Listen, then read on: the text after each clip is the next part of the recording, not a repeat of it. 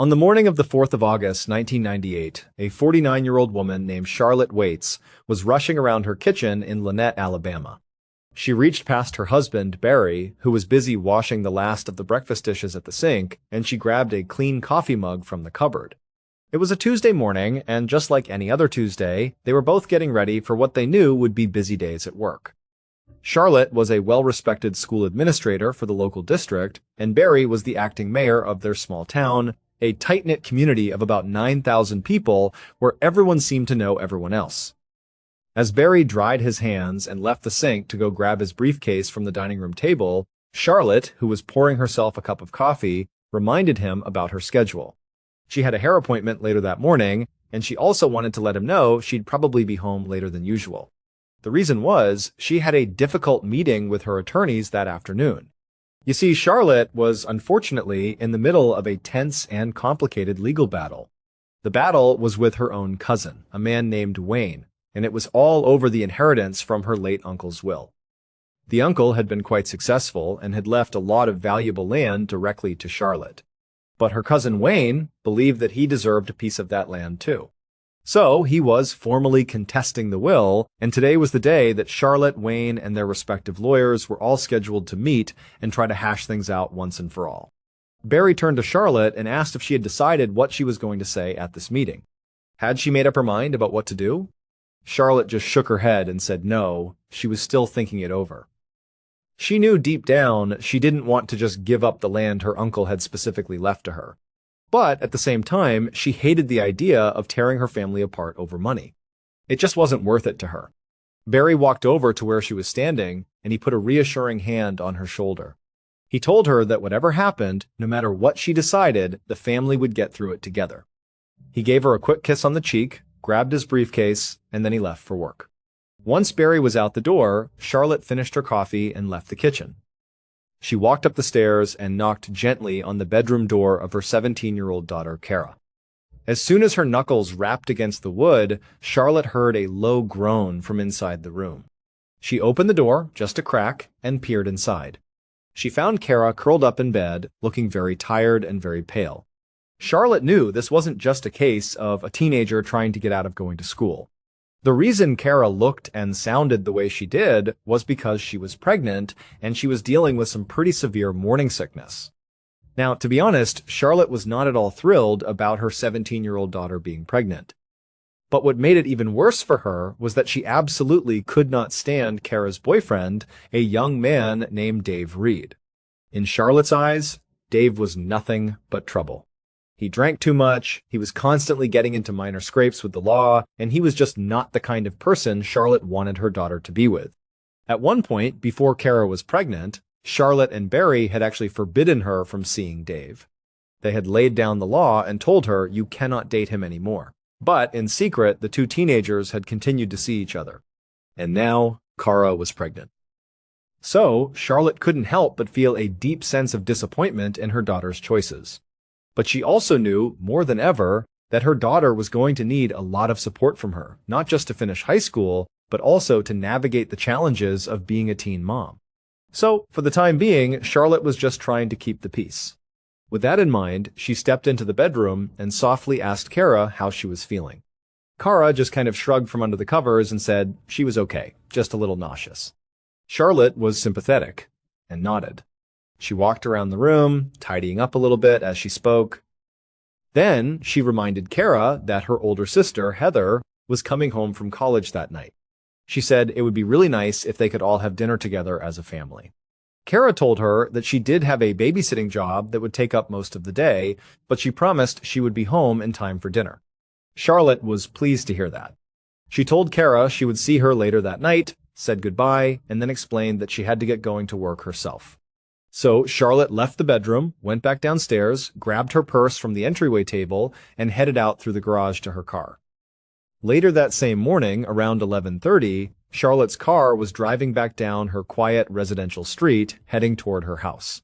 She lived in a respectable, upper-middle-class neighborhood where pretty much all the neighbors knew each other by name. Historically, crime had been very low in the area. Although it was true that recently there had been a string of robberies nearby which had put some of the residents on edge. But for the most part, Charlotte and her family always felt safe in their home. Charlotte was having a pretty hectic day. She'd had a very busy morning at work, then she'd gone to the salon for her scheduled haircut, and pretty soon she needed to get back to the office for a few more hours before her big afternoon meeting with her cousin Wayne and all the lawyers. The thing was, Charlotte never really liked how her hair looked immediately after leaving the salon. She always felt it was a bit too styled. So she wanted to make a quick stop at her house to restyle it herself before heading back to work to finish up her day. She pulled her car into the garage, got out, and ran inside the house. She went straight upstairs to the master bathroom. And just as she was plugging in her blow dryer, she heard a door open downstairs. The sound surprised her. She thought Kara was already off at her babysitting job, and Barry almost never came home for his lunch break. So she set the blow dryer down on the counter and went to go see who it was. A few hours later, around 4:30 in the afternoon, Charlotte's 21-year-old daughter Heather pulled her car up to the house. She had just arrived from her college, which was located a few towns away, and she was really excited to see her parents and her sister when they all got home from work that night. But as Heather parked her car in the driveway, she noticed something a little odd. She saw that the main garage door was wide open, and her mom's car was parked inside. This surprised her because when she had spoken to her mom on the phone the day before, Charlotte had specifically said she probably wouldn't be home until around 6 o'clock that evening. But Heather didn't think too much of it. She just figured her mom's plans had changed. So she grabbed her laundry hamper and a couple of big grocery bags filled with her belongings out of the back seat of her car. Then, as she walked into the garage to make her way into the house, she saw that the interior door, the one that led from the garage into the kitchen, was already open, but just a crack. This was also kind of strange. There was no real reason for that door to be left ajar. And so now, sensing that maybe something was a little bit off, Heather walked up to the door and slowly pushed it open. She called out for her mother, asking what she was doing home so early. But there was no answer. The house was completely silent. Heather stepped into the kitchen and set down her hamper and the bags on the floor. Then she began walking through the first floor of the house, trying to figure out where her mom was. She couldn't hear her, she couldn't see her. She walked from the kitchen, through the dining room, and as she rounded the corner into the main foyer, she saw her. Her mom was lying at the foot of the stairs, completely motionless.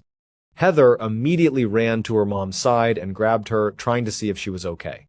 But when she touched her mom's leg, it was ice cold to the touch. In a panic, Heather ran into the living room, snatched the phone from its cradle, and dialed 911. A few minutes later, Lieutenant Richard Carter of the Lynette Police Department sped down Charlotte's residential street with his lights flashing and his siren blaring. He was responding to a 911 call about a woman who had been found unresponsive. He had been very surprised when the dispatcher had told him whose house this woman had been found inside of. It was the home of the town's acting mayor, Barry Waits. As he pulled up in front of the home, he saw a young woman come running out the front door crying hysterically. Lieutenant Carter stopped his patrol car, got out, and he intercepted the young woman, who immediately begged him to come inside and help her mom. Carter and the young woman rushed over to the house together. He told her to stay outside on the porch while he went in to investigate. And she did. She stayed out front, just quietly weeping to herself, while Lieutenant Carter stepped through the front door. And right away, just inside the foyer, he saw what appeared to be a middle-aged woman lying on her back at the bottom of a staircase. She was completely still. Nearby, the contents of a woman's purse were strewn all across the floor. Carter immediately knelt down beside the woman and felt for a pulse on her neck, but there was nothing. So, Carter stood back up and just took a moment to assess the scene. The first thing he noticed was that there was a bit of foam at the corner of the woman's mouth. This made him wonder if maybe she had suffered a seizure or some sort of severe allergic reaction at the top of the stairs. Maybe she had lost her balance and fallen, and the fall had killed her. But then he also noticed that there were a few distinct drops of blood on the front of her blouse. And when he looked closer at her face, he saw that there were very obvious scratch marks on her chin and also a dark red mark that went all the way around her neck. And in that moment, he realized this woman had likely not just fallen down the stairs. It looked like she had been attacked, beaten, and potentially strangled to death. Later that day, around 5 o'clock in the evening, Lieutenant Richard Carter was carefully sorting through a pile of dirty laundry on the floor of Charlotte Waits' laundry room. For the past half an hour, he and his team had been scouring the crime scene for any possible clues, and now he was holding two white towels that were dotted with reddish-brown spots. They looked like blood that had just begun to dry. He called over a forensics officer and told him to bag the towels as evidence. He couldn't be sure yet that the blood even belonged to Charlotte, but if it did, it could be a very important clue. After searching the entire house, Carter actually had a pretty strong theory about what had happened to Charlotte. There were no signs of forced entry anywhere. The television and other valuables were all still in their proper places. Charlotte's purse had been dumped out on the floor just a few feet away from the stairs, but all of her cash and her credit cards were still inside her wallet. So Carter did not think this was a simple robbery gone wrong. He thought that maybe the killer had just dumped out the purse at the very end to try to make it seem like a robbery, but it was a very weak attempt. This did not look like a robbery at all. What this seemed like, at least to Carter at this point, was that Charlotte had been intentionally killed by somebody that she knew. But just then, Carter heard a commotion coming from near the front door. He went to go see what was going on, and he saw a man out on the doorstep who was literally being physically held back by two of his forensics officers. After a second, Carter recognized who it was. It was the town's mayor, Barry Waits, the victim's husband. The officers were trying to keep him outside to prevent him from seeing the scene, but Barry pushed right past them. And right away, he saw what they were trying to keep him from seeing. He saw his wife's body lying there on the floor, obviously dead. And when Barry saw that, he just froze in place and began to hyperventilate.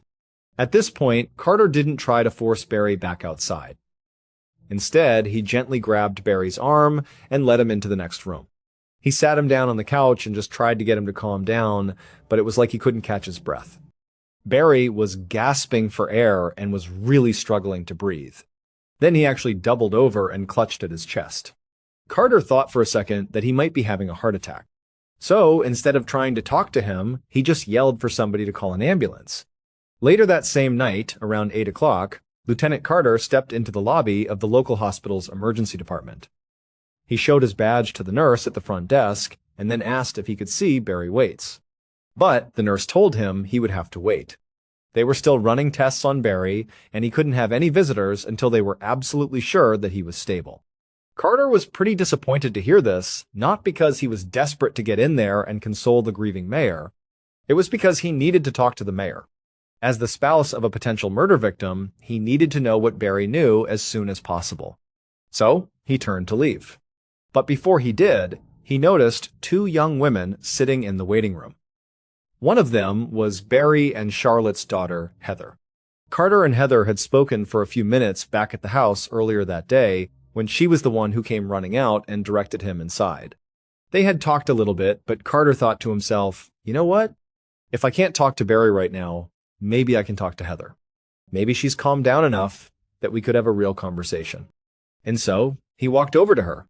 As Carter approached, Heather looked up, and she definitely recognized who he was.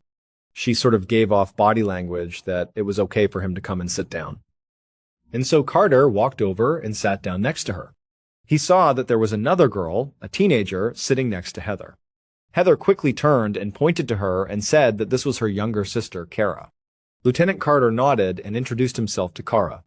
Then he asked both of them how their dad was doing. Heather explained that so far, the doctors believed he was not having a heart attack, that it was most likely a severe panic attack. But they were going to monitor him overnight just to be sure. Both of the girls seemed incredibly upset. They had tears in their eyes, and they both appeared to be in a state of shock. They hadn't really done anything suspicious, but Carter knew he couldn't just rule them out as suspects yet. He had to ask them some pointed questions. So he took out his notebook, and as delicately as he could, he began asking them what they knew. By this point, Carter's officers had already learned that Charlotte had left her work around 11 o'clock that morning. It wasn't until about 1 o'clock in the afternoon that her coworkers had called her house because she hadn't come back to the office. They said there was no answer. And so that meant the murder had likely taken place sometime between 11 in the morning and 1 in the afternoon. With that timeline in mind, Carter asked Heather and Kara where they had been during that specific window of time. Kara told him that she had been babysitting all day, and Heather said she had been at her college, which was 30 miles away, until around 4 o'clock that afternoon, when she had left to drive to her parents' house.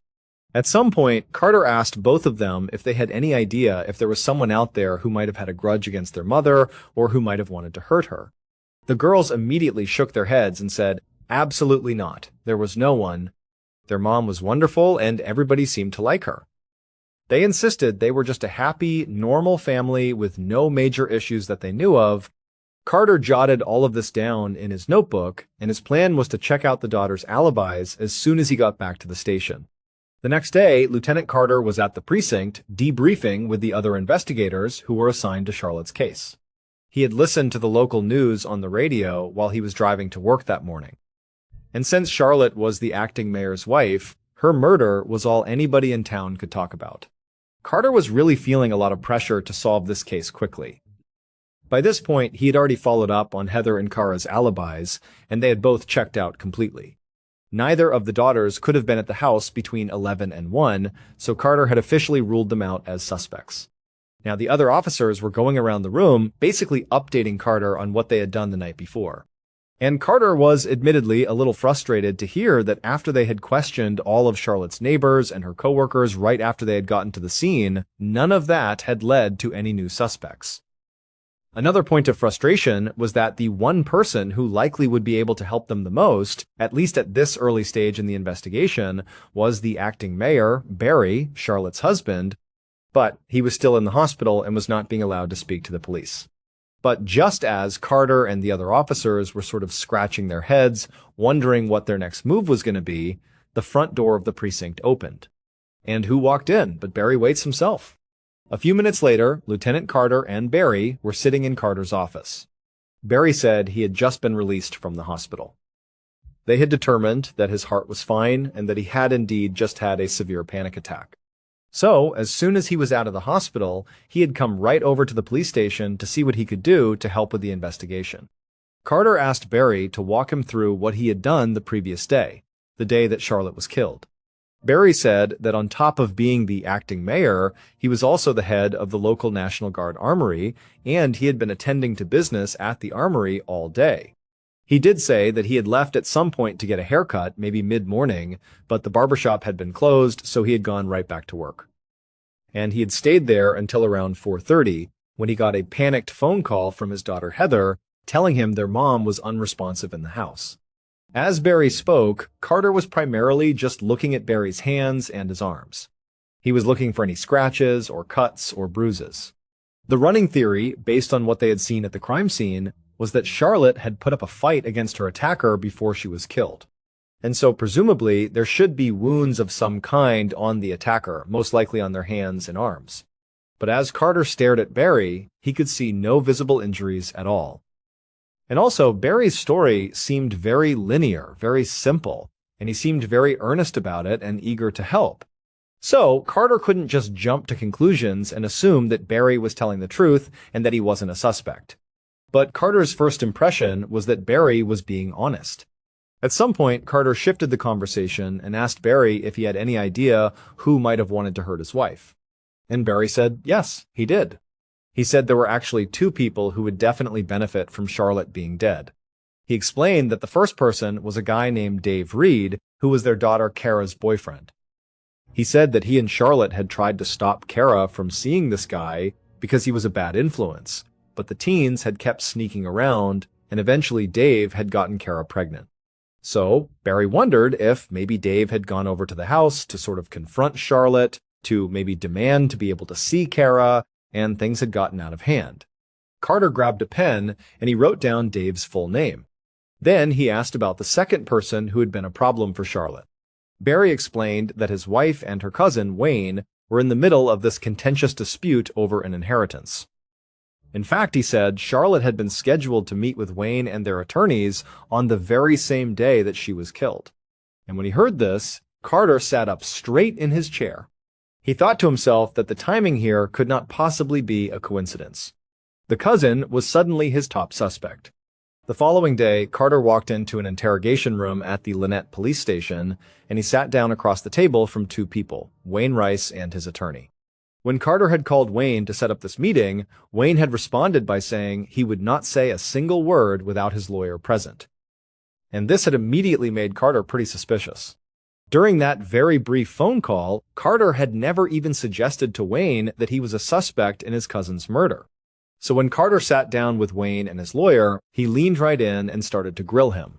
He wanted to know what was going on with this inheritance. Wayne said he knew that his contesting their uncle's will had caused a lot of problems within the family, but he swore that he hadn't wished any harm on Charlotte. In fact, he claimed she had been his best ally at the time of her death. Carter asked him to explain what he meant by that. Wayne said that the last time he spoke to Charlotte, she seemed to be in favor of giving him some of the land that their uncle had left to her. According to Wayne, Charlotte had said she was really upset about the family being torn apart over money, and she felt like keeping all the land for herself just wasn't worth the conflict. And when Carter heard this, he was pretty surprised. Barry had made it sound like Charlotte had no intention of giving up the land to Wayne, like that wasn't even an option on the table. So Carter wondered if anything Wayne was saying here was even true. He asked Wayne for his alibi, and Wayne said he had literally been at work all day at an aluminum processing plant just outside of town. He said he hadn't even left for lunch that day, which was something he typically did. He insisted he was at work, truly, all day. And then he also gave Carter the names of several of his coworkers who could confirm his whereabouts. Before Carter let Wayne go, he asked him if he could take his fingerprints. Wayne immediately looked over at his attorney. His attorney gave him a slight nod. And so Wayne looked back at Carter and said, "Okay." Later that same day, Carter sat down with the other suspect on his list, Kara's boyfriend, Dave. Dave was very moody and standoffish. He just seemed kind of annoyed that he was even there. When Carter asked him if he knew why he had been called to the station in the first place, Dave just kind of sighed and said, "Yeah, I do." He had heard about what happened to Kara's mother, and he knew that given his contentious relationship with her and her husband, that of course he was going to be viewed as a suspect, which to him was completely absurd. Carter just asked Dave point blank about his relationship with Kara's parents. Dave admitted that, yeah, they definitely didn't like him. But Dave insisted he would never hurt Charlotte or Barry for that matter. And he hadn't even been in town the day that she was killed. He had been at work all day, at a landscaping job miles away. Carter asked for the names of some of Dave's coworkers to verify his alibi, and he also asked him to provide his fingerprints. Dave sort of rolled his eyes and said, "You're wasting your time," but he agreed to do it just because he wanted to clear his name. A couple of weeks later, in the middle of August, Lieutenant Carter sat at his desk, flipping through Charlotte's autopsy report, which he had just received from the medical examiner. And he realized that Charlotte's murder had been even more brutal than he had initially thought. It turned out the murder weapon had been Charlotte's own blouse. Her killer had grabbed the two long strings that were dangling from her neckline and had used them to strangle her to death. She had also received a pretty serious head injury that could have been fatal on its own, and she also had a broken wrist. This level of violence made Carter feel even more sure that this murder had to have been personal. But as he read deeper into the report, the physical evidence seemed to paint a different picture. There were 3 sets of fingerprints that had been found at the crime scene. 2 of them belonged to Barry and Kara, which was not a surprise at all because they lived in the house. But the 3rd set of prints was unidentified. And it wasn't a match for any of the suspects on Carter's radar, including Kara's boyfriend Dave and Charlotte's cousin Wayne. So, at this point, Lieutenant Carter just felt kind of stuck. To make matters worse, Barry, Wayne, and Dave's alibis had all checked out as well. So, truly, his list of suspects was basically down to 0. If Charlotte had been killed by someone she knew, which was still the initial running theory, Carter was going to have to dig even harder to find out who it was. In October of 1998, a couple of months after Charlotte Waits was killed, Lieutenant Carter walked into the Lynette Police Precinct right as the desk sergeant was hanging up the phone. The sergeant stopped Carter and told him they had just gotten yet another call on the Charlotte Waits tip line. And before the sergeant even explained what the caller had said, Carter felt a sense of dread building in the pit of his stomach. Ever since the police had set up this tip line for information on Charlotte's murder, it had been flooded with calls basically every single day. But rather than all these tips helping with the case, the tip line had actually just slowed the investigation down. Carter and his team had to take valuable time to follow up on every single one of these leads, even though most of them were just rumors and wild conspiracy theories. By this point, from all these tips, they'd looked into a young man who lived on the same street as Charlotte and who had a history of robbing houses, but he had an airtight alibi. They had also investigated another local man who had strangled his girlfriend in a way that was similar to how Charlotte was attacked, but he also had an alibi. Carter had even driven all the way to Georgia to investigate a tip that a small-time criminal had bragged at a party about killing Charlotte, only to find out that this criminal had an alibi too, and that the tipster had made the whole story up just to get him in trouble. Adding to the confusion, their fingerprint expert had told Carter that the third unidentified set of prints found at the scene could possibly belong to a child, and so it might be totally unrelated to the murder. So now, as Carter looked over at the desk sergeant who was getting ready to tell him about whatever call he had just had, Carter just braced himself for more bad news, because all these tip calls were basically bad news. And when the desk sergeant spoke, it was indeed more bad news. The sergeant said this call wasn't even a tip at all. A local woman had just called in to complain about the lack of progress in the investigation. As difficult as it was for Carter to hear that now, in addition to all the pressure he was feeling that locals were literally spamming the hotline just to complain about him, he also understood their frustration. He was feeling just as upset as everybody else in town. But after running into nothing but dead ends, he was completely out of ideas. And he had a sinking feeling in his gut that unless something major changed soon, this case, unfortunately, was going to go cold. Fast forward about 3 years to one morning in 2001. On this day, Lieutenant Carter was working at his desk when he heard a familiar sound. The precinct's tip line was ringing yet again. After that initial wave of tips on the Charlotte Waits case, the investigation had completely stalled out for a couple of years. It was basically cold. Carter had ultimately been reassigned to other cases, and Charlotte's family had just sort of been forced to move on without any sort of closure. Kara had her baby, and Heather had graduated from college and was working a real job. And Barry had also basically moved on with his life. He had gotten remarried and was still very much involved in local politics. In fact, just the previous year, he had run for a term on the city council.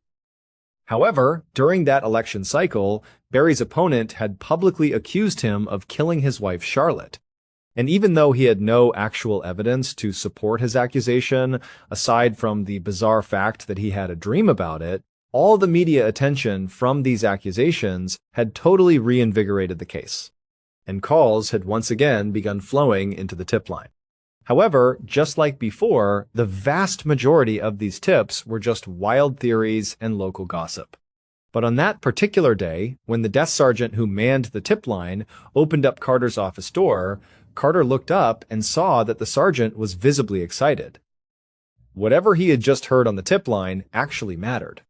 And before Carter could even ask him what he had heard, the desk sergeant said he had just spoken to 2 tipsters who clearly had some real information that they wanted to share, information that was going to blow this case wide open.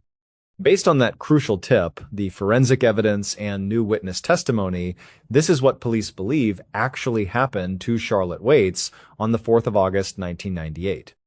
Around 11:30 in the morning, the killer pulled up outside of Charlotte's house, and right away, they recognized Charlotte's car parked in the garage. When they saw it, their heart raced with a mix of excitement and anxiety because they hadn't been sure that she would even be home. But clearly, the killer had arrived at just the right time. So they parked their car at the end of the driveway, they walked up into the open garage, and they went over to the interior door that led into the house. They tried the handle and found that it was unlocked. So they opened it up. The killer stepped inside the kitchen, and right away they heard footsteps on the second floor. They knew it had to be Charlotte. There was nobody else home at this time of day. The killer quietly closed the door behind them. They went around to the stairs that led to the second floor, and up they went. And right as the killer reached the second floor hallway, Charlotte came out of the bathroom and saw them standing there. Charlotte was definitely very surprised to see them. The killer immediately just asked her a question, point blank. And when she answered the question, it was not what the killer wanted to hear. So, the killer tried to get her to change her mind to answer this question differently. But the conversation quickly escalated into a full-blown argument. And then, the killer just totally lost their temper and hit Charlotte hard across the face. Blood immediately began pouring from Charlotte's nose. Stunned, she just stepped back and went back into the bathroom to grab a towel to blot her face with it. At this point, the killer knew they had crossed a line. Persuading Charlotte to do what they wanted was now clearly out of the question. This was a point of no return. So, as Charlotte came out of the bathroom with a towel pressed to her face, looking totally shaken up, the killer walked up and grabbed her from behind. They clutched the long strings that were hanging from the neckline of her blouse, and they pulled them tight around her neck. Charlotte began gasping for breath and trying to fight them off, but the killer had her in an unbreakable chokehold. And then finally, when Charlotte had lost enough oxygen that she stopped struggling, the killer let go of the strings and then kicked her down the staircase. When the killer saw what they had done, when they saw Charlotte at the base of the stairs, motionless and very likely dead, the reality of what had just happened finally hit them. In a panic, they grabbed the bloody towel that Charlotte had dropped on the floor. They rushed down the stairs and quickly cleaned up the rest of the blood on Charlotte's face, and then they dumped the towels in the laundry room. Then, they grabbed Charlotte's purse off a nearby table and scattered its contents on the floor near her body, hoping the police would think this was just a robbery gone wrong. And then after that, they fled the house, got back in their car, and hurried back to work at the National Guard Armory before anyone even noticed they were gone. The killer was Lynette, Alabama's mayor and Charlotte's own husband, Barry Waits. Barry had secretly gotten himself into a lot of debt, and he needed the full inheritance from Charlotte's uncle to pay it all off. And so when Barry went to his own home in the middle of the day and confronted Charlotte, asking her, "What do you plan to do at this meeting with Wayne? Are you going to give him some of this inheritance?" And she told him that yes, her plan was to settle and split the inheritance. Well, when Barry heard that, he snapped. He killed his wife. Not just because he was mad at her for her decision, but also because he desperately needed more money. He was thinking, okay, I'm only going to get half of this inheritance because she's giving the other half to Wayne. But if I kill her, I'll also get her life insurance policy, and then together I'll have enough to pay off my debts. However, when the insurance company went to pay out the claim, because Barry was clearly a suspect in his wife's murder early on in the investigation, the company refused to pay him the money. Instead, they paid the insurance money directly to their daughters, Heather and Cara. But a couple of years later, Barry still tried to get his hands on that money by tricking his own daughters into signing it over to him. But when Heather and Cara realized what he was doing, they finally saw their father for what he truly was. And so, it was the daughters who were the tipsters who broke this case wide open. They told Lieutenant Carter everything they knew about their dad's very suspicious behavior, along with his clear financial motives for the murder. They also said that their father had intimidated them into hiding information from the police and had even called in fake tips himself to redirect attention away from him. Barry Waits was arrested in February of 2006, and 9 months later, he was found guilty of first-degree murder. He was sentenced to 40 years in prison. Thank you so much for watching. Let me know what you thought of today's episode in the comments. And remember, we have a whole playlist of true crime episodes ready for you to binge right now. Until next time, see ya. In the very early hours of the 27th of March 2003, a 4-year-old boy was lying in his bed in a small farmhouse in rural Ohio. He heard his bedroom door creak open. He figured it was probably just his great-grandparents, Jack and Linda, coming in to check on him like they sometimes did. So, being a little kid, he just squeezed his eyes shut and pretended to be sound asleep. He heard the floorboards groan as whoever it was walked slowly across the room. He could hear them getting closer and closer. And then the sounds stopped. They were standing right next to his bed, looking down at him. He could almost feel them there. His curiosity got the better of him. He opened his eyes, just a tiny crack, just enough to peek. But what he saw standing there in the dark was not his great-grandmother or his great-grandfather. It was a huge green monster. On the evening of Wednesday, the 26th of March 2003, a 55-year-old woman named Linda Myers was driving her car down a quiet, two-lane road in Darkey County, Ohio. Darkey County was the kind of place that was mostly made up of very small towns separated by huge stretches of farmland. It was peaceful. As Linda drove, the sun was setting over a wide-open field, casting long shadows across the road.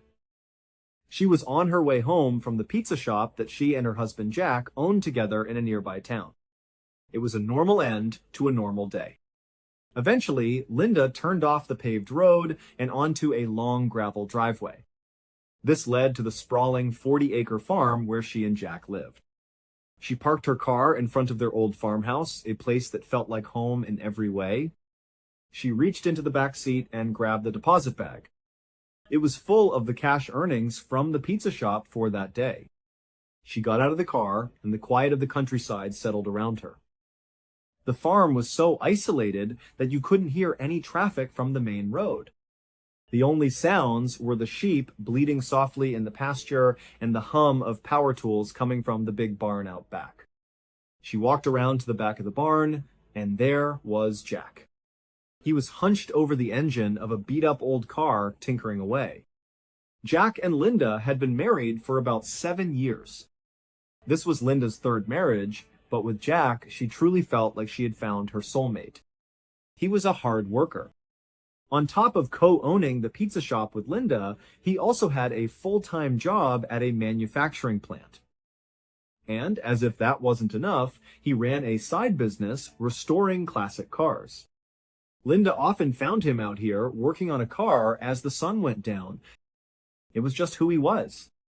Sitting in the grass next to the car, playing with a small wrench, was Linda's 4-year-old great-grandson, Damien. The moment Damien saw Linda, his face lit up with a huge smile. He dropped the wrench, jumped to his feet, and ran over to give her a big, tight hug. Seeing Damien's happy face always made Linda feel a little bittersweet. Damien was the son of her granddaughter, Amber. But Amber had gotten pregnant when she was only 14 years old. She was just a child herself and wasn't in any position to raise a baby. So, Linda and Jack had stepped in. They offered to take Damien and raise him for a few years, just until Amber could finish high school and get her life on a stable track. It wasn't a perfect arrangement, and it came with its own set of problems. One of the biggest problems was Damien's father. He was furious about being cut out of the custody agreement and having limited access to his son. Even now, 4 years later, he still argued with Linda about it. He would insist that he wanted to be a part of Damien's life, but Linda was worried. She had a deep fear that he would eventually just abandon the boy, and she couldn't bear the thought of her great-grandson going through that kind of pain. So, she kept him at a distance. Besides, Linda thought Damien was going to have another father figure in his life very soon. In the past few years, Amber had really turned her life around. She had finished school, she had met a wonderful new man, and they had gotten married. Their plan was to take Damien in and raise him themselves as soon as he finished his current year of preschool, which was only a couple of months away. Linda was incredibly proud of Amber and how much she had matured. But she also felt a pang of sadness. She and Jack were going to miss having Damien around the farm. They loved him more than anything. In many ways, he was like their own son. Linda could see that Jack was completely focused on the car engine and probably didn't want to be interrupted. So she just said a quick hello to him, then scooped Damien up into her arms and carried him toward the farmhouse. She opened the back door, set Damien down inside, and told him to go wash his hands for dinner.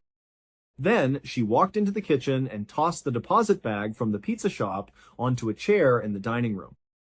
The bag was full of cash, and her plan was to take it to the bank first thing in the morning. Linda got a pan out and started cooking dinner. A few minutes later, her husband Jack came inside, his hands and arms covered in car grease. While Jack washed up at the kitchen sink, Linda asked him how his day had been. Jack just grumbled a bit. He was annoyed about a customer he'd sold a car to on a payment plan the year before. The customer had now missed 3 payments in a row. Jack said he was going to have to drive out to the guy's house the next day and repossess the car. Linda could tell Jack was tense, but she knew it wasn't just about the missed car payment. The truth was, Jack had been on edge for the past week or so. It all started after he had a huge argument with his 25-year-old son, Greg. Greg had always been a shy, mild-mannered kid who was really close with his dad. He had even been the best man at Jack and Linda's wedding. But recently, Greg's life seemed to be falling apart. He was going through a messy divorce, he was struggling with drinking and drug abuse, and he had been skipping shifts at his job. Earlier that month, Greg had come to the farm asking Jack for money. He said his house was about to be foreclosed on. But Jack had decided it was time for some tough love. He drew a line in the sand and said no. He told Greg that if he wanted to keep his house, he needed to clean up his act and get back to work. That conversation had turned into a massive fight.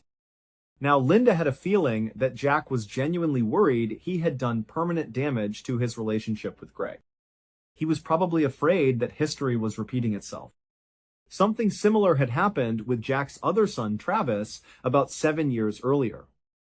When Travis was 21, he and Jack had gotten into an argument that was so bad, Travis packed his bags, moved out, and they hadn't spoken a single word to each other since.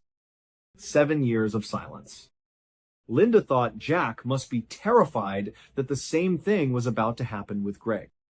So, while Jack stood at the sink, scrubbing the grease from his hands, Linda came up behind him and gently rubbed his shoulders.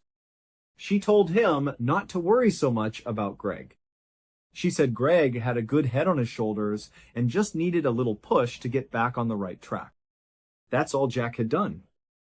She reassured him that he'd made the right decision and that Greg would get through this rough patch. After that, Linda set the table and called everyone for dinner. A little while later, after they had all eaten and cleaned up the kitchen, Linda glanced up at the clock. She realized it was getting pretty late. Damien had preschool in the morning, and she didn't want him to be tired and cranky. So she picked him up and carried him upstairs to his room to get him ready for bed.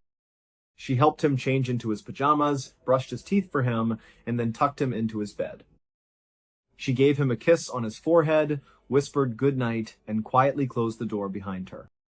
Linda went back downstairs.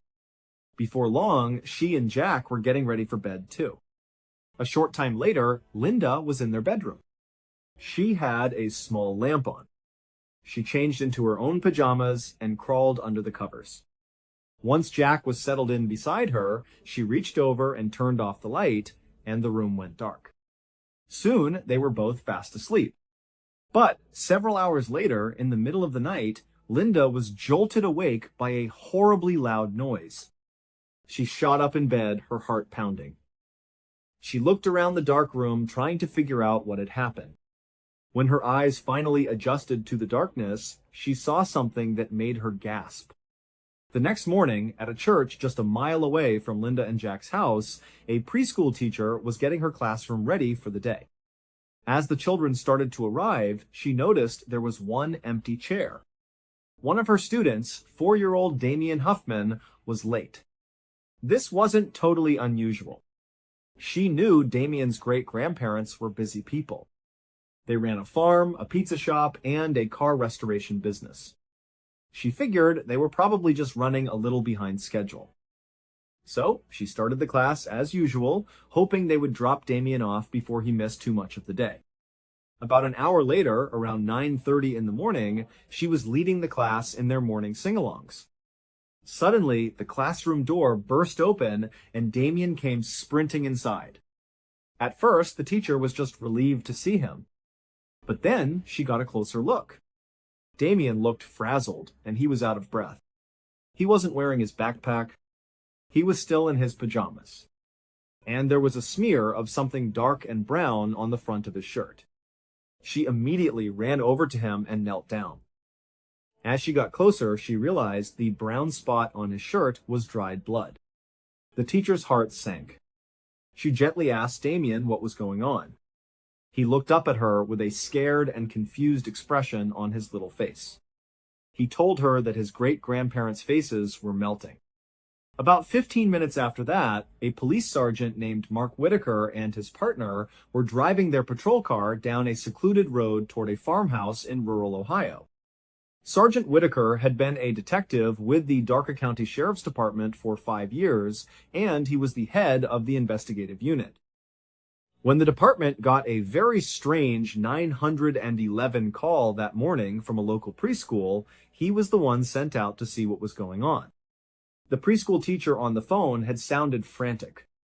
She said a 4-year-old student named Damian Huffman had shown up for school alone, covered in what looked like blood, and was saying something bizarre about his great-grandparents' faces melting. The teacher gave the police the names of the great-grandparents, Linda and Jack Myers, and their address. Whitaker had no idea what a 4-year-old boy could have meant by that strange phrase, or what kind of scene he and his partner were about to walk into, but he had a very bad feeling about it. They pulled up to the farm and parked at the end of the long gravel driveway. When Whitaker got out of his car, the first thing he noticed was how eerily quiet it was. There was another farmhouse just across the road and a few more scattered on the horizon, but otherwise they were surrounded by nothing but empty fields. It felt completely isolated. Whitaker started walking towards the front of the farmhouse. As he got closer, he saw that the front door was already wide open. He didn't see any obvious signs of a forced entry, like a kicked-in door or a broken lock, but it was still unsettling. Whitaker and his partner reflexively drew their weapons. They stepped carefully over the threshold and into the house. Whitaker called out, announcing their presence, asking if anyone was home. But there was no response. The only sound was the wind whistling through the open door. From where he was standing in the entryway, he could see another open door across the room. It led to a set of stairs going down, probably to a basement. Whitaker decided to ignore the basement for now and focus on clearing the main floor first. He and his partner moved cautiously through the house. They went into the kitchen. It was empty. Once they were sure it was clear, they continued down a hallway until they found a doorway that led into a bedroom. Whitaker pushed the door open and stepped inside.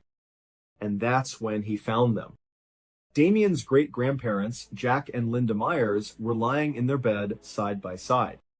It was obvious from the moment he saw them that they were both dead. Jack was lying on his stomach. Whitaker could immediately see a large dark wound on the back of Jack's neck. It looked like a bullet wound. Linda was lying on her back. She had gunshot wounds on her face and on her hand, as if she had raised her hand in a last desperate attempt to defend herself just before she was shot. At this point, Whitaker and his partner did a full, systematic search of the rest of the house just to make sure the killer wasn't still hiding somewhere inside. The house was empty. So the two of them returned to the master bedroom to begin the difficult task of processing the crime scene. Whitaker pulled on a pair of latex gloves and gently touched the wound on Linda's face. The blood was still warm and wet to the touch. Based on that, he figured they had likely only been dead for a few hours at most. He scanned the floor around the bed, looking for bullet casings. He couldn't find any. This told him something important. It meant the killer had been careful. They had taken the time to pick up the spent casings afterwards to cover their track. This wasn't a crime of passion. It was planned. Then, Whitaker's partner called his attention to something strange. There was a weird, plasticky bundle lying on a pillow near Jack's head. Whitaker carefully picked it up. It was a piece of quilting fabric that had been wadded up into a ball and then covered in layers of masking tape. He turned it over in his gloved hands. His best guess was that it was a homemade gun silencer. The killer had probably taped it to the end of their gun to try and muffle the sound of the gunshots. It must have been blown off when they started firing. This immediately raised a question in Whitaker's mind. If this was a silencer, why would a killer even need one? They were out here in the middle of nowhere. The nearest neighbors were far away. But then he remembered who else was in the house. He left the bedroom and went up a flight of stairs. The room directly above where the murders had taken place was another bedroom. This one was filled with stuffed animals and toy trucks. It was obviously Damien's room. And that's when it clicked for Whitaker. The killer must have known there was a toddler sleeping right upstairs. They needed the silencer because they didn't want to wake the child when they committed the murders. And this meant one thing for sure. The killer almost certainly knew Jack and Linda personally. This wasn't a random home invasion. This was personal. Within minutes, more officers from the Darke County Sheriff's Office arrived and began to swarm the property. Whitaker went back outside to supervise them as they set up a perimeter and started their search for evidence. Pretty quickly, a forensics officer called him over. They had found a set of footprints in the soft mud near the side of the house. Whitaker followed the trail of footprints, which led them around the side of the house to a small basement window. The window pane had been carefully pried off, leaving an open hole just big enough for a person to squeeze through. Whitaker crouched down and peered through the opening. Inside, he could see a set of stairs leading up to the main floor of the house. This had to be how the killer got inside. It also explained why that basement door had been standing wide open when they first entered the house. This discovery only made Whitaker more certain that the killer was someone close to the family. They obviously knew the layout of the house. Whitaker told the forensics officer to make a plaster cast of the footprints. With any luck, it would tell them the type and size of shoe the killer was wearing. As Whitaker stood back up, he noticed something else. The phone lines that ran along the side of the house had been cut. The wire was cleanly severed. The killer had planned this meticulously. They had made sure that no one inside the house would be able to call for help. Just then, a pickup truck pulled up at the end of the road. A woman got out and started walking hesitantly toward the house. Whitaker quickly walked over to intercept her, making sure she didn't get too close and contaminate the crime scene. He asked her what she needed. She explained that she was a neighbor who lived at the next property over. She said she had seen all the police cars and didn't know what was going on, but she thought she had some information that might be helpful. The neighbor told Whitaker that around 4:30 that morning, she had been awake and had seen a minivan leaving the Myers farm. It had been too dark for her to see the color of the minivan, but the vehicle itself had stuck out in her memory. As far as she knew, the Myers family did not own a minivan. Hearing this, Whitaker realized this woman may have seen the killer leaving the property. If that was true, it meant the murders most likely happened sometime before 4:30 in the morning. This was a potentially huge piece of the puzzle. He thanked the neighbor for her help. After she left, Whitaker went back inside the house to look for more clues. He really wanted to figure out a motive. He was convinced that whoever did this knew Jack and Linda, but that didn't explain why. Was it a robbery gone wrong? Was it revenge for some old grudge? He didn't know. As he walked through the house, he found that deposit bag full of cash that Linda had brought home. It was sitting in plain sight in the living room. It hadn't been touched. There were also some expensive electronics in the living room, a TV, and a stereo system that were also untouched. This pretty much ruled out robbery as a motive. So Whitaker went back upstairs to take another closer look at the toddler's bedroom. As he scanned the room, he noticed something odd. On the child's bedding, there was a small reddish-brown stain. It looked like a spot of dried blood. While forensics teams were still carefully combing over every inch of the farmhouse, another investigator on the case, a man named Detective Mike Burns, drove to the local preschool. His task was to speak with the only potential witness, 4-year-old Damien. Burns was a father himself, and he felt an immediate wave of sympathy for this little boy who was sitting in a small office looking scared and utterly confused. He knew it was going to be incredibly difficult for Damien to talk about something so traumatic, but he was their best hope of figuring out what had happened to his great-grandparents. Burns sat down on the floor with Damien in a private room. He spoke in a soft, calm voice and asked the little boy to try and explain what had happened that morning. Damien, in the simple way that a 4-year-old talks, said he had woken up around 8:45. The house was very, very quiet. So, he got out of his bed and went into his great-grandparents' bedroom. He said they were both in their bed, and at first, he just thought they were sleeping. But when he tried to wake them up, they wouldn't move. Then, he saw that there was blood on their faces. He said he tried to wipe the blood off with some Kleenex wipes, but there was just so much of it. He realized then that something was very, very wrong. He said he thought for a moment that their faces were melting. And so, thinking he needed to get help for them, he had run the entire mile down the road to his preschool. Burns was amazed that a child so young could remember and articulate so much about such a horrifying experience. He was also grateful. The boy's story explained why there was blood on his pajama shirt. But it still didn't explain the small spot of blood they'd found on Damien's own bed. So, Burns asked Damien if he had gone back into his own room at any point after finding his great-grandparents. But Damien shook his head and said no. He said he went straight out the front door and ran to his school. Burns felt like there had to be more to the story. He just couldn't explain how that bloodstain got onto Damien's bed. So, he brought over a dollhouse and some small toy figures. He asked Damien if he could act out everything that had happened the night before, using the toys to represent himself and his great-grandparents. Damien took the toy that represented himself and put it into a bed in one of the dollhouse rooms. Then, he put the Jack and Linda toys into the bed in the other room. He said that everybody went to sleep at their normal bedtime. But then, he said, later, in the middle of the night, he heard his bedroom door open. He said somebody came inside. Burns asked Damien who it was. Damien paused for a long moment, and then he said, "The green monster." At first, Burns wasn't sure what to make of this. He wondered if Damien was just describing a nightmare or if his imagination was running wild. But then, Damien put the toys down.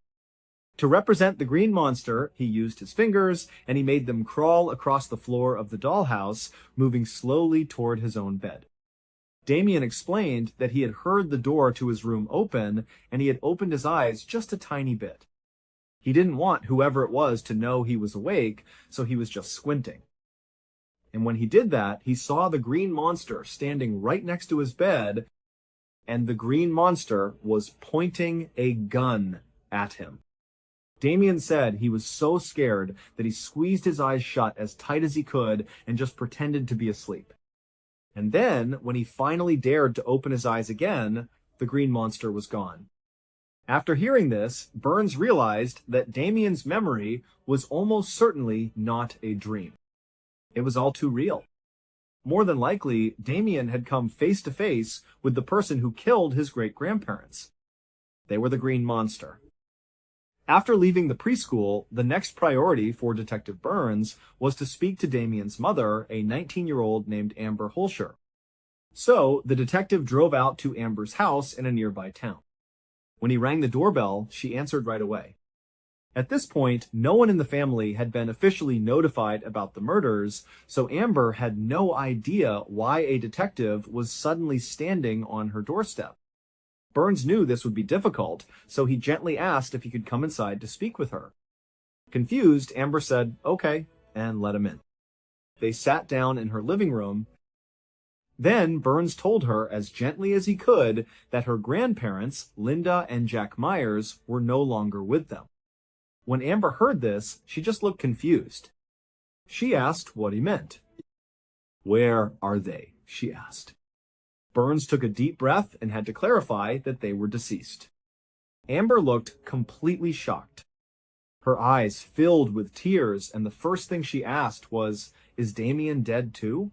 But Burns quickly reassured her. He told her that Damien was alive and safe, but that he was going to be kept in protective custody for a while. They were worried that whoever killed Jack and Linda might try to hurt Damien too. And until they had a suspect, Damien would not be allowed to see anyone in the family, including her, his own mother. At this point, Amber just broke down and started to cry. Burns felt terrible for her, but his main focus was on Damien. He knew he had to solve this case as quickly as possible. Every day that went by was another day that Damien would have to spend alone without any family to comfort him. Based on Amber's genuine shock and her immediate concern for her son, Burns felt it was highly unlikely that she was involved. Damien also hadn't mentioned seeing his mother at the farmhouse, but she might know something that could help them. Once she had calmed down a bit, Burns asked her if she knew of anyone who might have wanted to hurt her grandparents. Right away, she nodded. She mentioned Damien's father, Andrew Huffman. She said Andrew hated Linda because Linda wouldn't let him see Damien. In fact, she said, just recently, Andrew had shown up at Linda's pizza shop and had started a big fight with her about custody. The argument had gotten so heated that Andrew had publicly threatened to kill Linda. This immediately caught Burns's attention. It provided a clear and powerful motive. If Linda and Jack were out of the way, Andrew would have a much easier time getting custody of Damien, so he thanked Amber for her help and promised he would be in touch soon. The moment he got back to his car, he called Sergeant Whitaker and told him what he had learned. Later that day, Whitaker and his partner made the 2-hour drive to Andrew's address in Newport, Kentucky. When they got there, Andrew came to the door and let them inside. He sat down and looked at them, waiting for them to explain why they were there. They told him that Linda and Jack had been murdered, and they watched his reaction very closely. He seemed surprised, but he definitely did not seem upset or sad. Andrew openly admitted that he did not get along with Amber's family. And when Whitaker asked him about the big argument at the pizza shop, Andrew didn't deny it. He admitted that he had, in fact, threatened to kill Linda. But he swore he would never actually do something like that. He said it was just an empty threat made in the heat of the moment. Still, Whitaker thought Andrew seemed very suspicious. So, he asked him for an alibi for the night of the murders. Andrew said he had stayed over at a girl's house that night. In the morning, he had stopped by his dad's house, and then he had gone straight to work. He told them they could ask all of those people, and they would all confirm his story. Whitaker wrote all of this down. He asked Andrew a few more questions, and then thanked him for his time. As soon as the detectives left Andrew's house, they immediately went to go check on his alibi. They drove to the girlfriend's house. Then they went to Andrew's dad's house. And finally, they went to his place of work. And every single person at all 3 locations confirmed Andrew's story. His alibi was solid. Unless all of them were lying, there was simply no window of time where Andrew could have driven 2 hours to Ohio, murdered Jack and Linda, and then driven back. Whitaker was disappointed. They had basically wasted most of the day chasing a lead that now looked like a dead end. And he was very aware that every moment this case went unsolved was another moment that little Damien had to spend all alone away from his family. The following morning, Detective Burns, the same officer who had spoken to Damien and his mother, was sitting in his office feeling very frustrated. He had one main goal for the day. He wanted to find and interview Jack's estranged son, 28-year-old Travis Myers. But it was proving to be much harder than he had anticipated. The day before, other sheriff's deputies had interviewed Linda and Jack's family and friends. Several family members had mentioned that Travis and his father Jack had some very bad blood between them.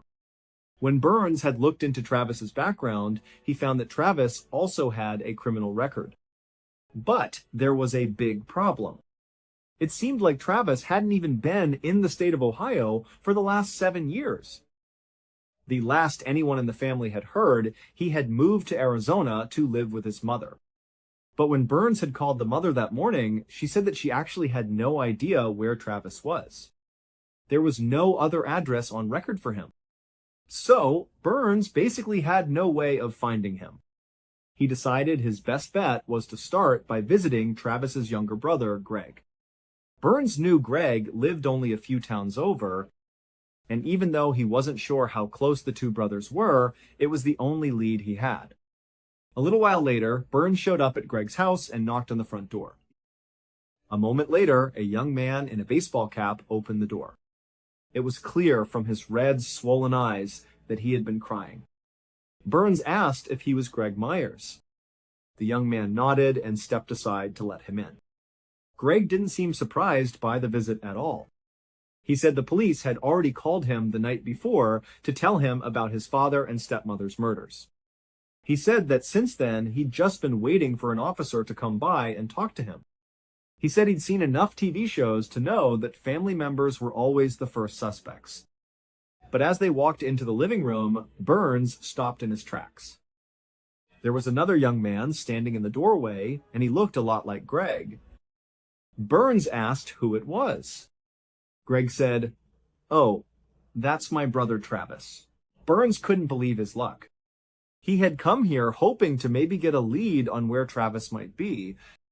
He never imagined he would just find Travis standing right there in Greg's house. This was a huge development. Until this moment, Burns had no idea if Travis was even in the state at the time of the murders. But Greg explained that Travis had actually been in Ohio for the past several weeks. He had been staying in an apartment he had rented nearby. Burns thought the timing of this seemed incredibly suspicious. It was just too convenient that Travis had come back to town for the first time in almost a decade, right before his estranged father and stepmother were killed. It just seemed too perfect. And something about the scene just felt off. The two brothers just standing there waiting for the police to come and question them. It didn't sit right with him.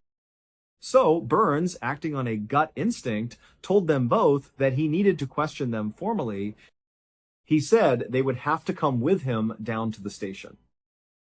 Less than an hour later, Detective Burns led Greg and Travis Myers into the Darke County Sheriff's Office. Neither of the brothers was under arrest yet, but Burns had a strong feeling that by the end of their interviews, one or both of them might be.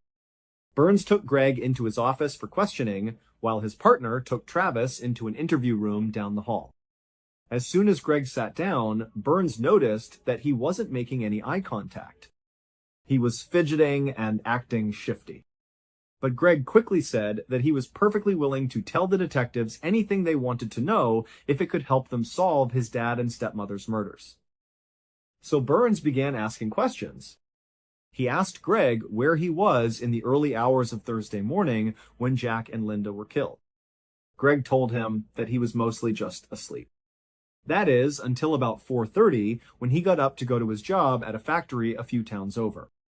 He also said his girlfriend was at home with him the entire night, and she could confirm that. He then said he drove to work in his minivan. He clocked in at 5:23 in the morning, and he even had a signed time card at home that would prove it. Burns was immediately very interested to learn that Greg drove a minivan. Remember, the neighbor had said she saw a minivan leaving the Myers farm around 4:30 that morning, suggesting the killer drove a minivan. However, Burns was starting to realize that even if Greg's alibi was a little shaky, the timing alone seemed to rule him out. It seemed basically impossible to drive from Greg's house at 4:30, go all the way to the farm, commit the murders, then drive all the way to the factory, and still be able to clock in by 5:23. There just didn't seem to be enough time to do all of that.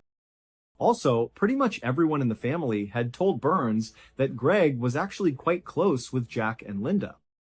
Yes, he was having some problems with drugs and alcohol, but he had no history of crime or violence, and none of his family members thought he seemed capable of being a killer.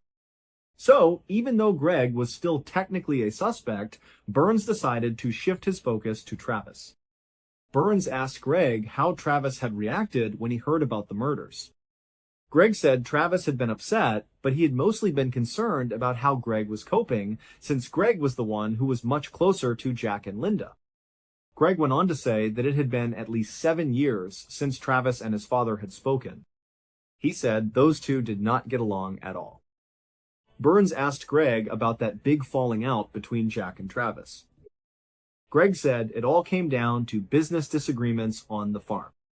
He said Travis had felt like his father was cheating him out of money. They had a huge argument that got really ugly. After that, Travis had just quit the family business and moved away. Burns thought about this.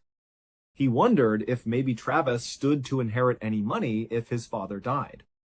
Because if he did, that would certainly be a solid motive for murder. So, Burns made two mental notes. First, check into Greg's alibi more thoroughly. And second, look into Jack's will to see how his assets were supposed to be divided up.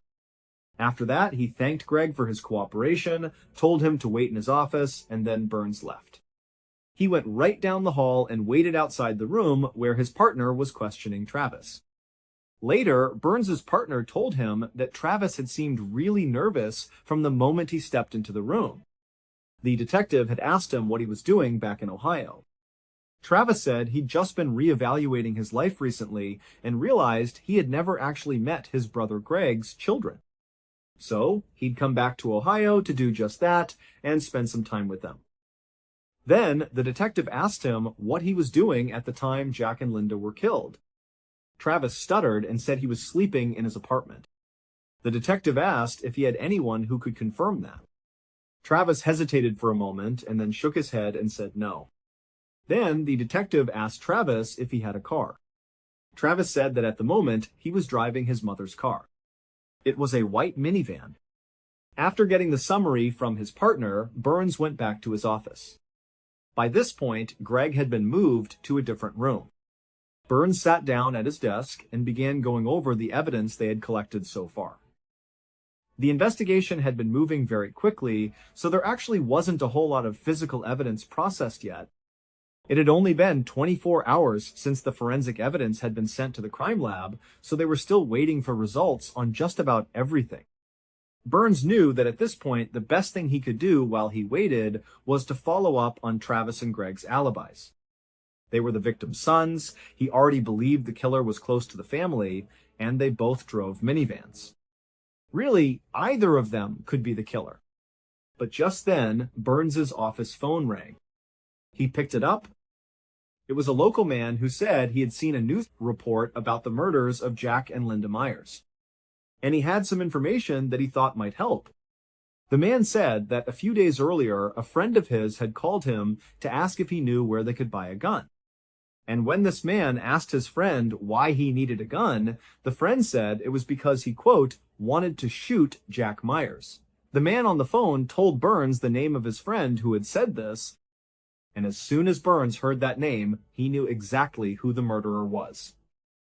Based on that crucial phone call, as well as the forensic evidence from the crime scene, this is what police believe happened to Jack and Linda Myers on the morning of the 27th of March 2003. Early that morning, the killer woke up, got out of bed, and immediately put on a green hunting jumpsuit. They also packed a bag with duct tape, trash bags, and a roll of masking tape. Then they put on a pair of latex gloves and loaded the 12-gauge shotgun they had purchased from a classified ad just 2 days earlier. They carried all of their supplies out to their minivan. After they were ready, they hopped into the driver's seat, started the engine, and drove a familiar route through the dark, open fields of the countryside. They were calm at first, but as they turned onto the long gravel road that led to Jack and Linda's farm, their heart began to race. The killer felt like they had planned everything out perfectly and had prepared for anything that could possibly go wrong. So now, all they had to do was control their nerves and stick to the plan. The killer parked right outside the farmhouse. Then, while still sitting in the car, they climbed into the backseat of the minivan and grabbed their shotgun. They took a piece of thick quilting fabric, wrapped it around the barrel of the shotgun, and used masking tape to secure it in place. This was their do-it-yourself silencer. But as they did this, the killer's hands were shaking. They were nervous. As much as they had planned for this moment, it really wasn't something they wanted to do. But they felt like they had to. After their gun had its silencer, they slung it over their shoulder. They got out of the van and crept around to the side of the house. Once they were there, they cut the phone lines, making sure nobody inside could call for help. Then they knelt down in the dirt, pried open the basement window, and climbed inside. Once inside the dark basement, the killer walked to the stairs. They went up to the first floor and walked straight to the bedroom where they knew Jack and Linda would be asleep. They went inside. There they were, sleeping in their bed. The killer took a deep breath and then raised the shotgun. They fired a single round into the back of Jack's neck. But the force of the gunshot was too strong for the homemade silencer. It blew right off. So the shot wasn't silent at all.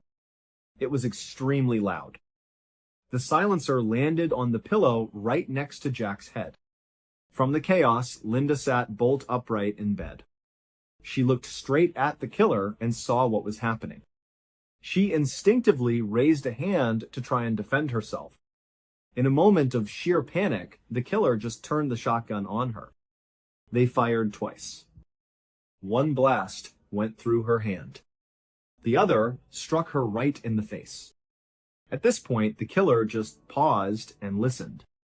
The silencer had sort of muffled the first shot, but the next two were incredibly loud. They knew that noise easily could have woken up the third person they knew was in the house.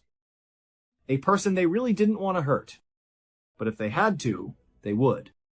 So, just to make sure there were no loose ends, they left Linda in Jack's bedroom, confident they were dead, and they crept upstairs to little Damien's room. They went inside, carefully walked over to the boy's bed, raised their shotgun, and aimed it at the child, waiting to see if he was awake. But the little boy appeared to be sound asleep.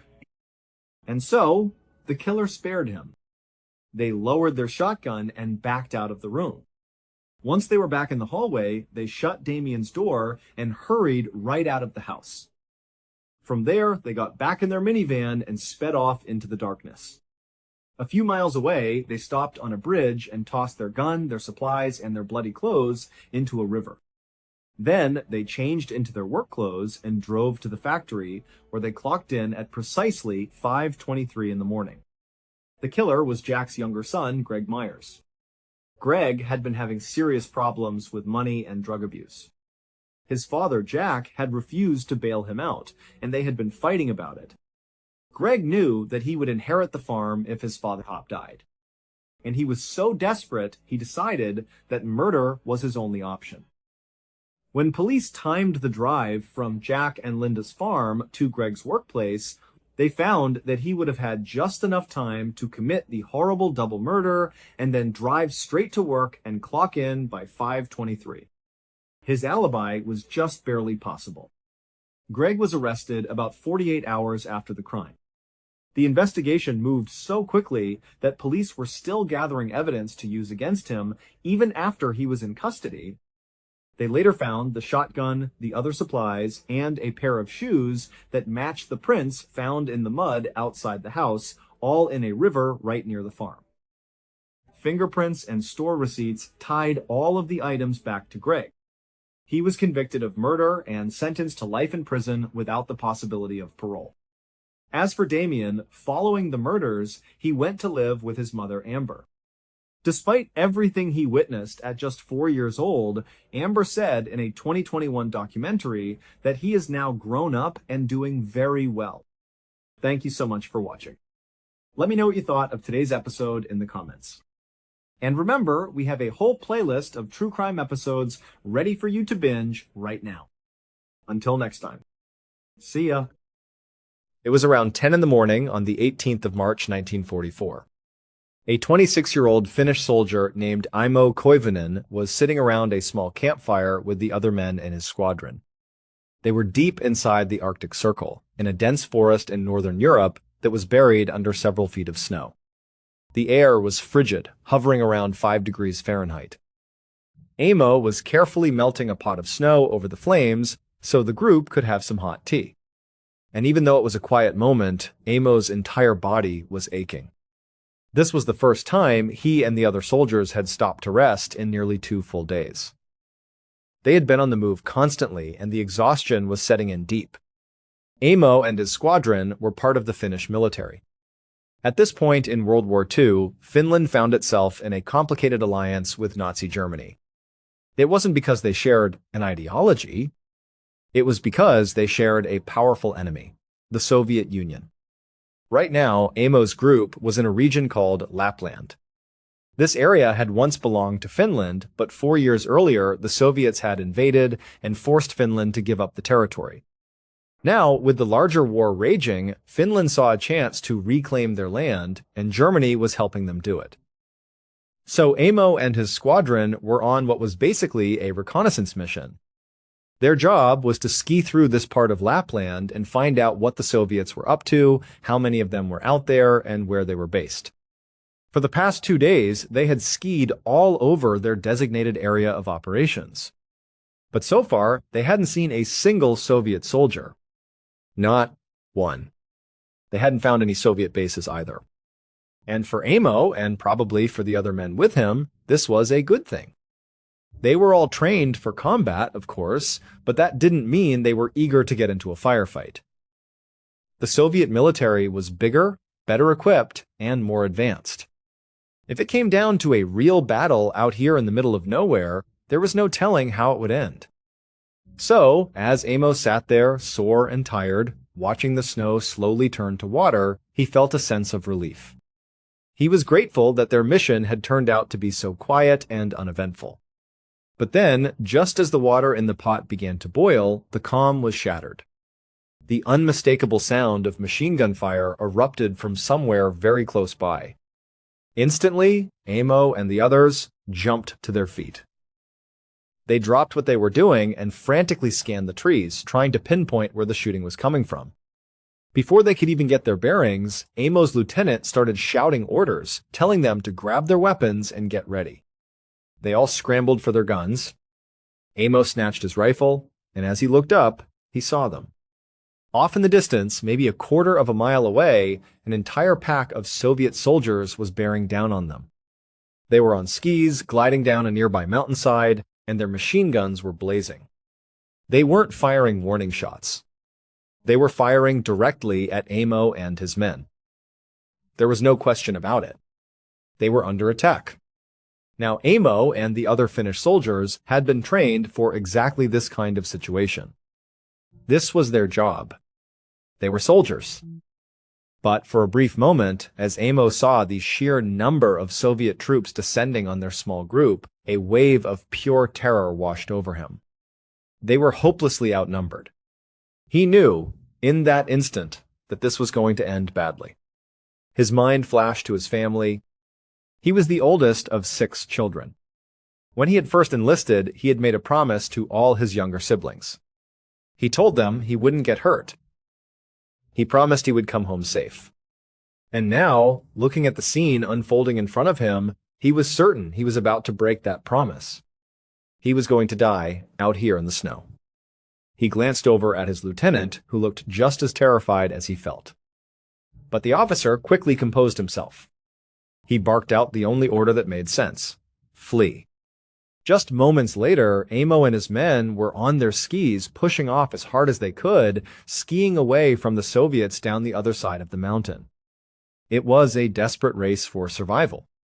As Amo skied, he could hear the distinct sound of bullets whizzing past his head. He heard them thudding into the trees all around him. He just kept thinking, at any second, one of those bullets is going to find me, or one of my friends. There was nothing they could do but just go. Go as fast and as far as they possibly could. Amo was a strong skier, and he found himself at the front of their fleeing formation. He was leading the pack. This meant it was his job to cut the first tracks through the deep, fresh snow, making it a little easier for the soldiers behind him to follow. But it was incredibly draining work. He was expending a huge amount of energy plowing a path while being shot at. As much as he wanted to stay in the lead and help his teammates, his body was starting to fail him.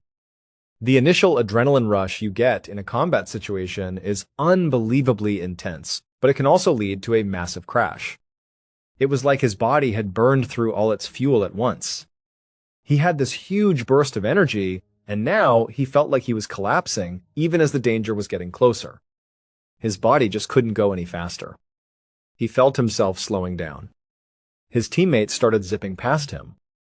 They couldn't stop for him. They couldn't even slow down. The bullets were flying. Their only hope was to keep moving. Amo knew that if he couldn't keep up, he was dead. But his muscles were screaming. He was slowing down more and more. The sound of the gunfire was getting louder, closer. He thought about his siblings again, about how devastated they would be when they got the news that he had been killed. Slower and slower he went. The last of his teammates passed him, disappearing down the mountain into a white abyss. And then he was alone. Finally, he lost control of his skis completely. He veered off to the side, started tumbling down the mountain, and smashed hard into a tree. Everything went black. When Amo woke up, it was light outside. He had no idea how much time had passed. He also had no idea how he was still alive. Did the Soviets just miss him? Did they decide not to finish him off? What happened to his teammates? He had so many questions. But alongside the confusion, he felt something else, something very distinct. He had this immense sense of alertness. He was hyper-alert, more aware than he had ever been in his entire life. It was as if his senses were dialed up to 10. He could hear every rustle of the wind, see every detail in the snow around him. He felt totally, completely aware of his surroundings. With this newfound hypervigilance, he started to take stock of his situation. The first thing he noticed was that he was alone. The Soviets were gone. He wasn't a prisoner. His comrades were also nowhere to be seen. He was completely alone in the wilderness of the Arctic Circle. But then he saw his skis lying nearby. He still had his boots on. Most of his equipment was scattered around him, but it was there. He even found his compass, which he had been holding in his hand. He still had a way to navigate, and he still had his rifle. He thought to himself, okay, the situation is bad, but I have the tools I need to survive for a while. And then he realized something truly amazing. Despite having crashed and smashed into a tree, he didn't feel any pain. He checked his body over. He didn't seem to have any injuries at all. It felt like a miracle. The worst thing that had happened was that he was lost and abandoned. But it could have been so much worse. Amo eventually pushed himself up to his feet. He looked off into the distance, and there, maybe 6 or 7 miles away, he saw a plume of smoke rising from a mountain. He recognized that mountain immediately. It was the designated rendezvous point for his squadron, the place they were supposed to go if they ever got separated. Hope surged through him. He looked at the smoke, a clear sign of life, and thought, that's them. Those are my teammates. They made it to the rendezvous point. All I have to do is get to that mountain. So, Amo gathered his backpack, picked up his gun, and put on his skis. He started skiing towards the distant mountain.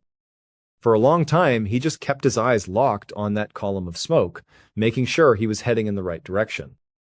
As he got closer, he became more and more certain. In addition to the smoke, he could now make out what looked like small lean-to tents on the mountainside. That was a telltale sign. That's how Finnish soldiers set up their camps. This was it. He was going to be saved. He just had to get there. And he felt this incredible surge of energy. Maybe it was the relief of knowing he was close to being rescued, but it felt like nothing could make him tired. Finally, Amo got close enough to the campsite that he could actually see faces. He could see the other soldiers. And they were his comrades. They were Finnish soldiers. They had made it to the rendezvous point, just as he had hoped. They hadn't seen him yet. So here he was, full of energy, barreling towards them on his skis. He started calling out. He figured they would be shocked to see anyone just emerge from the wilderness, let alone him, Amo, who they must have assumed was dead by now. He also didn't want them to mistake him for a Soviet soldier and open fire. So he shouted their names, trying to get their attention. At some point, one of the men on the mountain turned and saw him. But his reaction was not what Amo expected. The soldier looked shocked. Then he grabbed his weapon and started shooting at him. Before Amo could process what was happening, All the other soldiers, all of his comrades, were opening fire on him too. He couldn't believe it. He was yelling, "It's me! It's Imo!" But they kept shooting. He was already skiing so fast that the only thing he could do was continue his momentum. He skied right through the middle of their camp down the other side of the mountain, just trying to get away.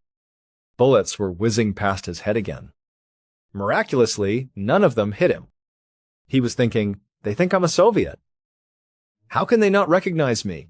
He had barreled right past them. After he was a good distance away from the campsite, he stopped and yelled back, "Guys, it's me!" "What are you doing?" But they were still yelling and shooting in his direction. He had no choice but to keep skiing away from them, away from the safety he thought he had found. He went on for hours, just skiing and skiing. The whole time his mind was racing. What had just happened? Even if they thought he was an enemy at first, wouldn't they have realized their mistake as he skied right through their camp? He was wearing the same uniform. He had the same weapon. Some of them must have recognized his face. It made no sense. And he was also wondering, how do I have so much energy? How am I able to do this? He had been skiing for hours and hours, had been shot at twice, had crashed into a tree. It all felt completely surreal. Amo just kept skiing until it was abundantly clear he was out of shooting range. He couldn't hear any more gunfire. He was safe again, but still deeply confused. The sun had gone down, and he knew he should stop. He needed to make a camp, regroup, and figure things out. But as he stood there in the dark, he had a strange realization. He hadn't eaten anything. He hadn't had a drop of water. He had basically been skiing at a full sprint for almost the entire day. He'd had multiple near-death experiences. But he felt great. He felt like he had more energy than he'd ever had in his life. He was baffled. Is this what a true survival situation does to you? Does your body just go into some kind of overdrive? He couldn't understand it. He stood there, literally telling himself, you need to stop. Even though you feel like you could go on forever, you need to stop. You need a fire. You need food and water. You need to rest. It felt like he was forcing himself to do these things. He had no natural urge to do them. It was like his body had forgotten the basic human needs. So, he did it. He stopped. He built a fire. He made some food. He wasn't hungry at all, but he forced himself to eat. He drank some water. Then he told himself, okay, now I'll rest. And in the morning, I'll figure out what to do next. He lay down in the snow to go to sleep. He should have been completely and utterly exhausted. But he wasn't. He couldn't sleep at all. He just lay there wide awake as the wind and snow whipped around him. He felt great, but not the least bit tired. The next morning, the sun came up, and Amo hadn't slept for a single minute. But still, he felt fine. He got up, put his skis on, gathered his things, and continued skiing in the direction he believed would eventually lead him back to Finland. As he moved, he thought about how strange his situation was. When the Soviets first attacked, his mind had been clear, but his body had failed him. His legs had gotten so tired from breaking the trail that he crashed. But now, it was the complete opposite. His mind felt delirious. He couldn't keep his thoughts straight. But his body was like a machine. It just kept going, no matter what. He skied almost without thinking, his body on some kind of autopilot. He skied for hours and hours, just pushing forward in one direction. The whole time, he didn't see another person. He was truly out in the middle of the Arctic Circle. No more Soviets, no more teammates. Just him and the endless snow. He didn't even know if he was going in the right direction, but he had to do something. He just had to keep going. That night, as he was still skiing in a straight line, not stopping, he saw something unbelievable. Up ahead, there was a person. It was the first person he had seen since the ambush at the campsite. And what was even more unbelievable was that he recognized the person. It was one of his teammates, a man named Matty. They had been together when the Soviets first attacked. Amo was flooded with relief. Maddie must have gotten separated too. It was a miracle that they had found each other. Amos skied right up to Maddie, waving him down. He was so happy to see a friendly face. Maddie looked over at him, and thankfully, he didn't shoot.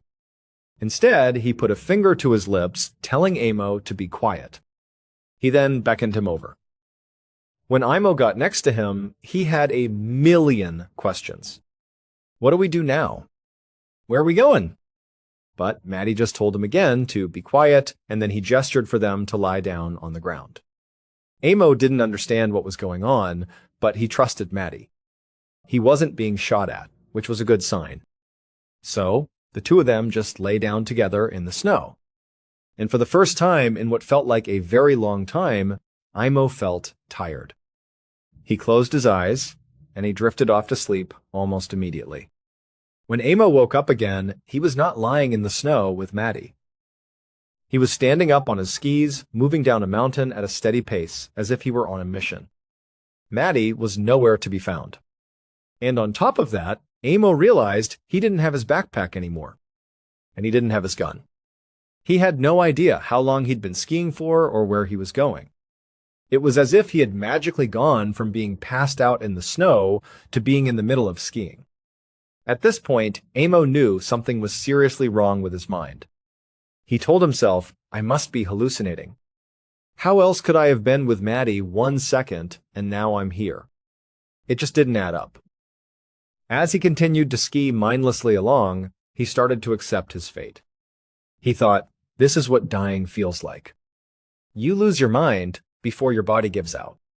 His mind was all over the place, but his body was still going at full tilt, full of that unexplainable energy. He knew that at some point that energy was going to run out, and then he would just die. That's what was going to happen. Amo's only hope was that between now and then, maybe, just maybe, someone would find him and save him. He knew it was a long shot, but it was all he had left. And so he skied on. No weapon, no backpack, no supplies. He was operating on no sleep, and he was just skiing. For days and days, he didn't stop. He couldn't believe his body was holding up. His mind was gone, but he just kept going. He didn't run into anyone. But then one day, days later, as he was skiing along, something appeared in front of him, almost like a mirage. It was a building. He couldn't tell if it was a military outpost or a civilian building. He didn't know if it was Finnish or German or Soviet. But even in his fractured mental state, he knew he had to make a choice. He could try to get to that building and hope that whoever was inside would help him. Even if they killed him, it was a better option than what he was doing now, which was just an endless ski towards his own death. So Amo started skiing faster and faster towards the building with a kind of reckless abandon. He was fully committed. This was either his rescue or his end. As he got closer, he saw that it was a military installation. And unbelievably, it was a German military installation. At this point in the war, the Finns were allied with the Germans. This was a safe place. He was so relieved he could have cried. He couldn't believe he might actually survive this. He kicked off his skis and started running towards the front door of the building. But before he could get there, he stepped on something. There was a loud bang. He was thrown into the air and came crashing back down onto the snow. When Amo opened his eyes, he took stock of what had just happened. He still didn't feel any pain, but when he looked down, he saw that his foot was a bloody mess. There were literally bones poking out of his ankle. He had clearly stepped on a landmine. But Amo was determined to get into that building. He pulled himself up, channeling that unbelievable endurance he'd been feeling for days. He stood up on his one good foot and started hobbling his way towards the door. He finally made it to the front of the German military base. He reached out, grabbed the doorknob, and was just about to open it when there was another loud bang. He was thrown into the air again. He had stepped on a second landmine. He came smashing down, but he still didn't die. He still felt no pain. But when he looked down at his legs, he saw that his other leg, the one that had been uninjured just a minute ago, was now also mangled. Now he couldn't even stand. He was completely incapacitated. And to make matters worse, as he looked more closely at the building, he realized it was abandoned. There was no one here. This wasn't going to save him. He was trapped. At this point, Amo just gave up. He said to himself, "You know what? It's over. I'm going to die." He crawled over to a nearby ditch and let himself roll into it. And he just waited to die. He knew it was over. But for days, he didn't die. He just lay there in the ditch, wanting it to be over. What else could he do? Who was going to save him now? He just watched the sun come up and go down over and over again. He lost track of how many days he was lying there, bleeding profusely from his grievous injuries. He hadn't eaten. He hadn't had water. He couldn't believe he was still alive. Then one day, as he was lying in the ditch, he looked up and saw what looked like a plane flying overhead. He was in such bad shape that he didn't know if he was hallucinating again. But he felt like this one was real. After watching the plane circle for a minute, Amo was almost certain he heard the sound of it landing nearby.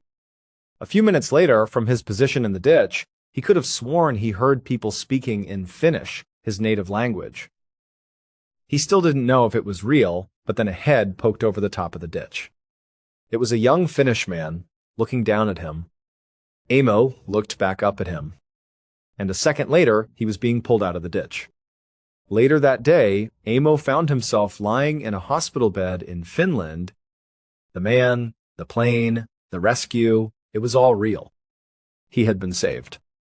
At the hospital, the doctors and nurses were shocked by his condition. He weighed just 94 pounds. He was badly burned and frostbitten. Both of his legs were horribly mangled. And his heart was beating at a staggering 200 beats per minute, even though he was just lying in bed. Even crazier, they couldn't get his heart to slow down. It just kept racing at that impossibly high level. The staff couldn't understand how he was even alive. A heart can't beat that fast for that long without giving out. But after they spoke to Amo and he recounted the whole unbelievable ordeal, they learned one specific detail that explained everything. Back when Amo and his comrades were first ambushed, he was struggling to keep up. He was exhausted and falling behind, and he was terrified of being captured or killed by the Soviets. So, in a moment of desperation, before he crashed, he tried something. He pulled out a special military ration he had been issued. It was a stimulant designed to give soldiers a burst of energy in extreme situations. He took it, thinking it would give him the boost he needed to escape with his teammates.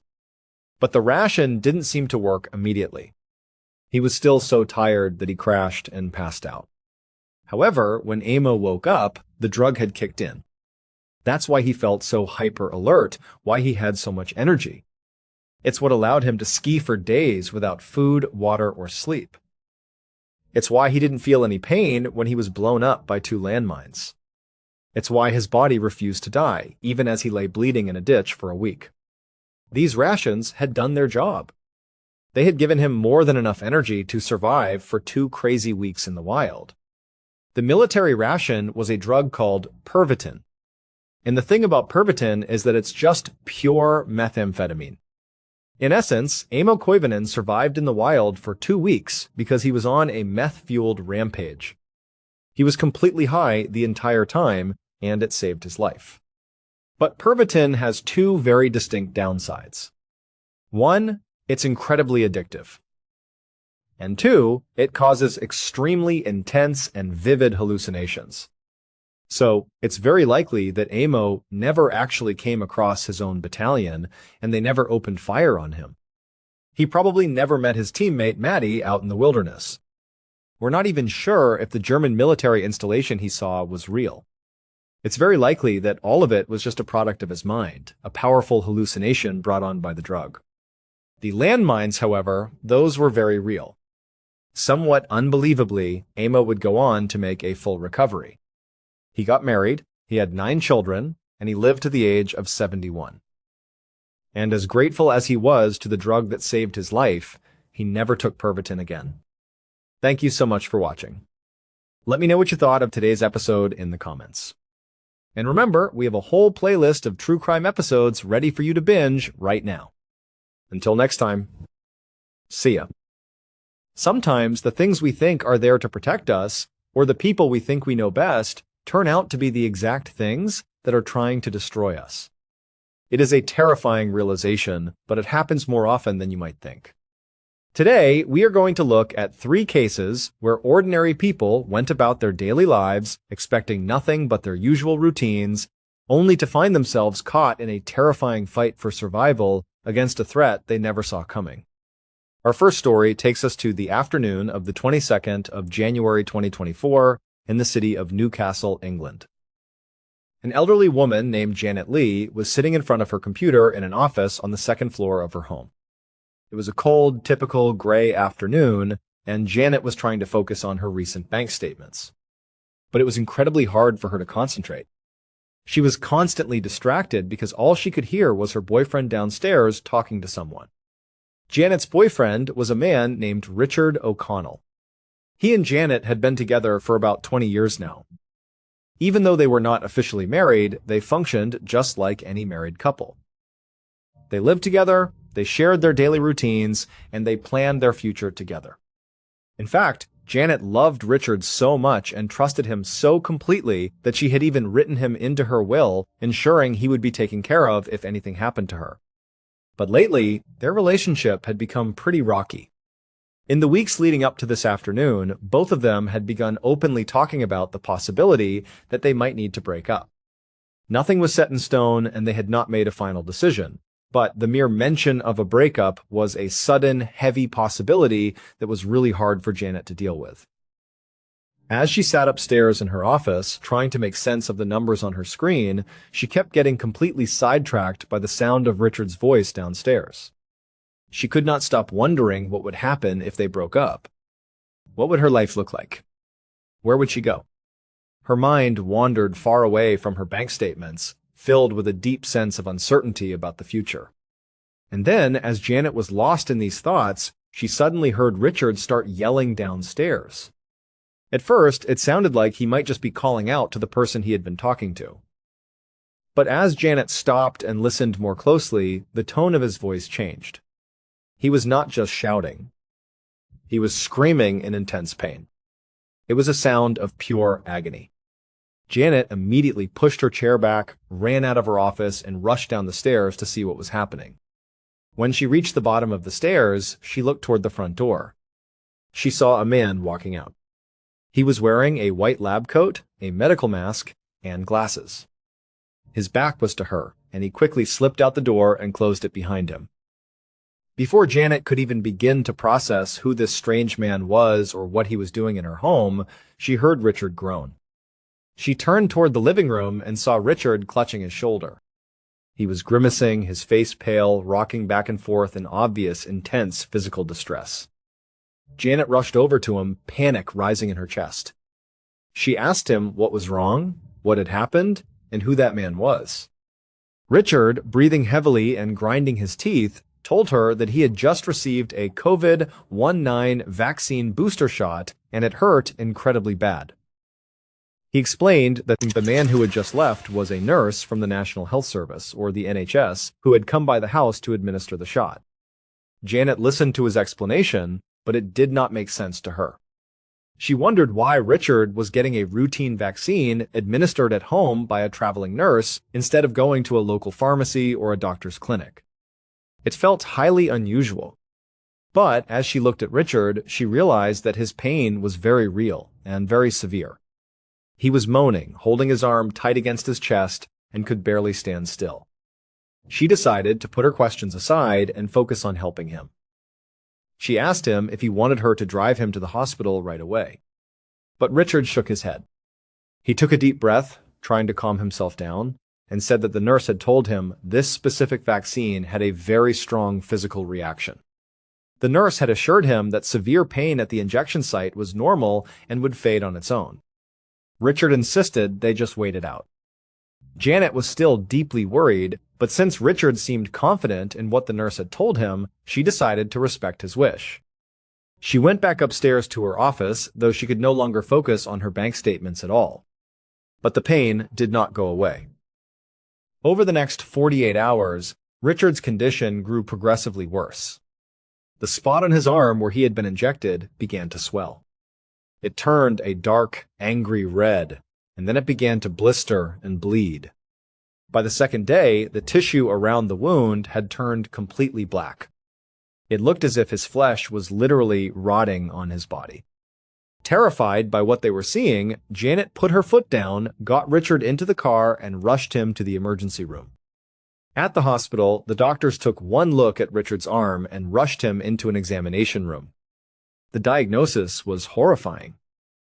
Richard was suffering from necrotizing fasciitis, a severe and rapidly spreading bacterial infection commonly known as flesh-eating disease. The bacteria were destroying the skin, fat, and muscle tissue in his arm, essentially rotting him from the inside out. The doctors told Richard that he needed emergency surgery immediately to cut away the dead and dying flesh to stop the infection from spreading to his bloodstream and killing him. But before they wheeled him into surgery, the medical team needed to understand how this had happened. Necrotizing fasciitis usually requires a pathway into the body, like a contaminated wound. Richard explained that the symptoms had started immediately after he received his booster shot from the NHS nurse at his home. As Richard described the encounter to the doctors, Janet sat nearby, listening intently. Richard went into detail about the nurse's appearance, mentioning his height, his build, the way he carried himself, and his slightly unusual accent under his medical mask. And as Richard spoke, something suddenly clicked in Janet's mind. A wave of cold, paralyzing horror washed over her. She realized why the man in the white lab coat had looked so strangely familiar to her when she saw him walking out the door. It was not a stranger. It was not an NHS nurse at all. It turns out the man who had entered their home was Janet's own son, Thomas Kwan. Thomas Kwan was a respected, practicing general practitioner, a medical doctor who knew exactly how the healthcare system worked. But he had not come to his mother's house to help. He had arrived in an elaborate disguise, wearing a fake beard, a mustache, a clinical mask, protective eyewear, and a wig. He had used his medical knowledge to forge official-looking NHS letters, complete with logos and reference numbers, which he had sent to Richard to convince him that he was scheduled for a routine home vaccination. When the police were called to the hospital, they launched an immediate and massive investigation. They went to the house in Newcastle, secured neighbors' security camera footage, and began tracking the movements of the mysterious nurse. The footage showed a disguised man arriving and leaving the property, and the police were able to trace his vehicle back to Thomas Kwan's residence in Sunderland. When detectives raided Thomas's home, they discovered a terrifying scene. He had established a secret laboratory space containing a massive collection of dangerous chemicals and lethal poisons, including ricin, cyanide, and a highly toxic industrial pesticide called iodimethane. On his computer, detectives found a digital diary and detailed search histories showing that Thomas had been planning the murder for months. He had researched lethal doses, how to administer poisons undetected, and had even installed tracking software on his mother's phone to monitor her daily movements so he would know exactly when she would be home and when she would be upstairs. The motive behind this horrific act was pure greed and resentment. Thomas had discovered that his mother had written Richard into her will, and he was absolutely furious. He was convinced that Richard was a gold digger who was going to steal his inheritance and get his hands on his mother's valuable house. Thomas decided that the only way to secure the inheritance for himself was to eliminate Richard. He planned to inject him with a lethal substance, hoping it would look like a sudden, tragic medical complication from a vaccine, shielding him from any suspicion. But instead of a clean, silent poison, Thomas had injected Richard with iodimethane. The industrial pesticide immediately caused severe chemical burns within Richard's muscle tissue, leading to the rapid development of the flesh-eating bacteria. Richard survived the ordeal, but only after undergoing multiple intense, painful surgeries and skin grafts to save his arm. He was left with permanent physical scars and deep psychological trauma. As for Thomas Kwan, his elaborate plan fell completely apart under the weight of the forensic evidence. He was arrested, put on trial, and convicted of attempted murder. The judge sentenced him to 31 years in prison. Janet was left to pick up the pieces of her life, carrying the devastating knowledge that her own son had attempted to murder the man she loved out of nothing but cold, calculated greed. Sometimes the danger comes from a family member hiding behind a complex disguise. But other times, the danger is something completely invisible, waiting for us in the most beautiful, peaceful places, just like what happened to a young woman named Angela Lyons. On a bright, sunny afternoon in August of 2014, a 24-year-old tourist from Glasgow, Scotland, who we will call Angela Lyons, was riding a rented moped through the busy, chaotic streets of Vietnam. Angela had arrived in the country about a week earlier, and so far her vacation had been absolutely perfect. She had spent her days exploring the vibrant city, visiting bustling nightclubs, trying incredible local street food, and swimming in beautiful, cool rivers to escape the tropical heat. She felt completely free and happy. As she cruised slowly down a busy street on her moped, she was taking in the sights and sounds of the city, looking at the colorful shop fronts. For just a second, she turned her head to look at something on the side of the road. But in that split second, the traffic in front of her slowed down. When she looked back, she couldn't react in time. Her moped hit another scooter in front of her with a loud crash, and Angela was thrown off her bike, tumbling onto the hard concrete pavement. She hit her head pretty hard on the ground. Fortunately, she was wearing a helmet, which absorbed the brunt of the impact. Shaken, but determined to stay calm, Angela stood up and assessed her body. She seemed to be physically fine, with no major cuts or broken bones. The driver of the other moped was also unhurt, and both of their bikes had escaped any serious damage. They apologized to each other, nodded, and decided to just go their separate ways. Angela walked over to the side of the road, took off her helmet, and ran her fingers through her hair to check her scalp. She felt a small, tender bump where her head had made contact with the road, but it did not seem serious. She briefly considered going to a local medical clinic just to get checked out, but decided against it. It was a very small bump, and she did not want to spend her precious vacation time waiting in a hospital. She put her helmet back on, got back on her moped, and continued her trip.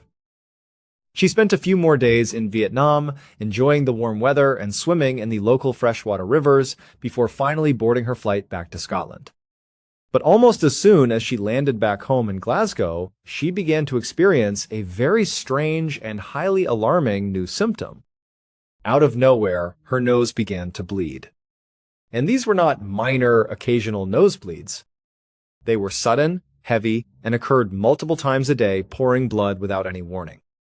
Terrified that she had sustained some kind of internal head injury or a brain bleed from her moped accident, Angela immediately made an appointment to see her primary care doctor. She sat in the examination room and explained everything to the doctor, telling him about the moped crash, the bump on her head, and the severe nosebleeds that had started the moment she returned to Scotland. The doctor listened carefully, examined her head and her nose, and checked her vitals. But after he was finished, he smiled and shook his head. He told Angela that he did not believe her nosebleeds had anything to do with the moped crash. He pointed out that the bump on her head had already completely healed and there were no signs of concussion. Instead, he explained that her body was likely just having a hard time adjusting to the dramatic change in weather. She had gone from the extreme humid heat of Vietnam to the cold, dry air of Scotland, which can cause the delicate blood vessels inside the nasal passages to dry out and burst. The doctor recommended that Angela apply a small amount of Vaseline inside her nostrils several times a day to keep the tissue moist and lubricated. He assured her that once her body fully transitioned back to the local climate, the nosebleeds would stop. Angela felt incredibly relieved. She went home, bought a jar of Vaseline, and began applying it diligently every morning and evening. But the nosebleeds did not stop. If anything, they got worse.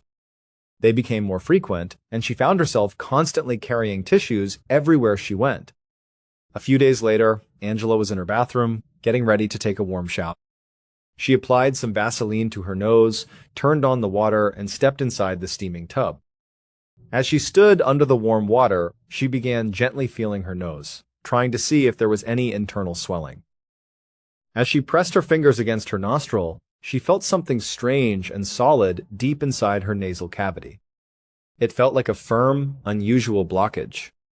Curious and frustrated, she pressed down hard on the outside of her nose, trying to feel what it was. The moment she applied pressure, a blinding, white-hot wave of pain shot through her face.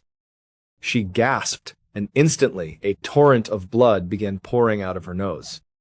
It was not a typical nosebleed. It was a heavy, continuous flow of blood that she could not stop. The blood covered her hands and stained the shower floor. Panic seized her. She jumped out of the shower, wrapped herself in a towel, and tried to pack her nose with tissues, but the blood kept soaking through them.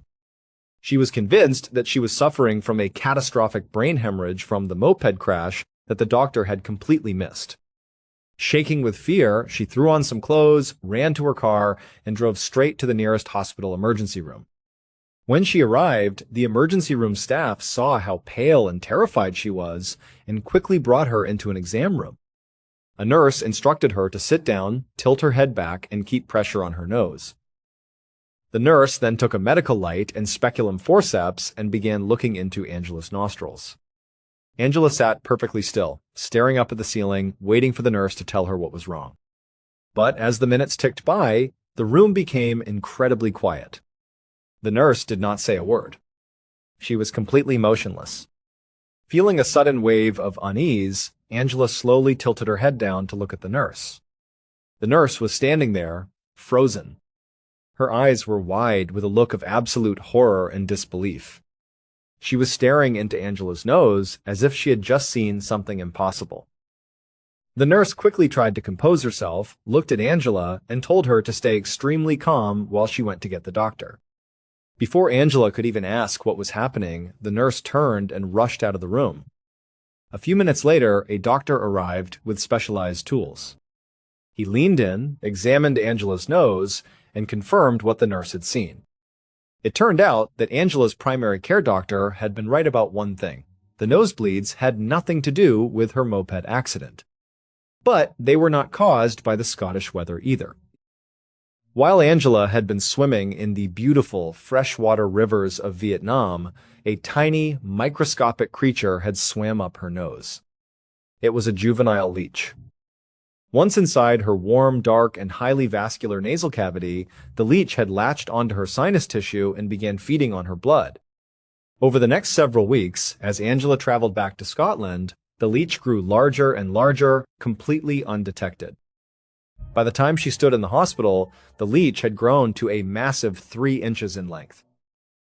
It had been living deep inside her sinus cavity, separated from her brain only by a paper-thin bone called the cribriform plate, which is only about 0.5 millimeter thick.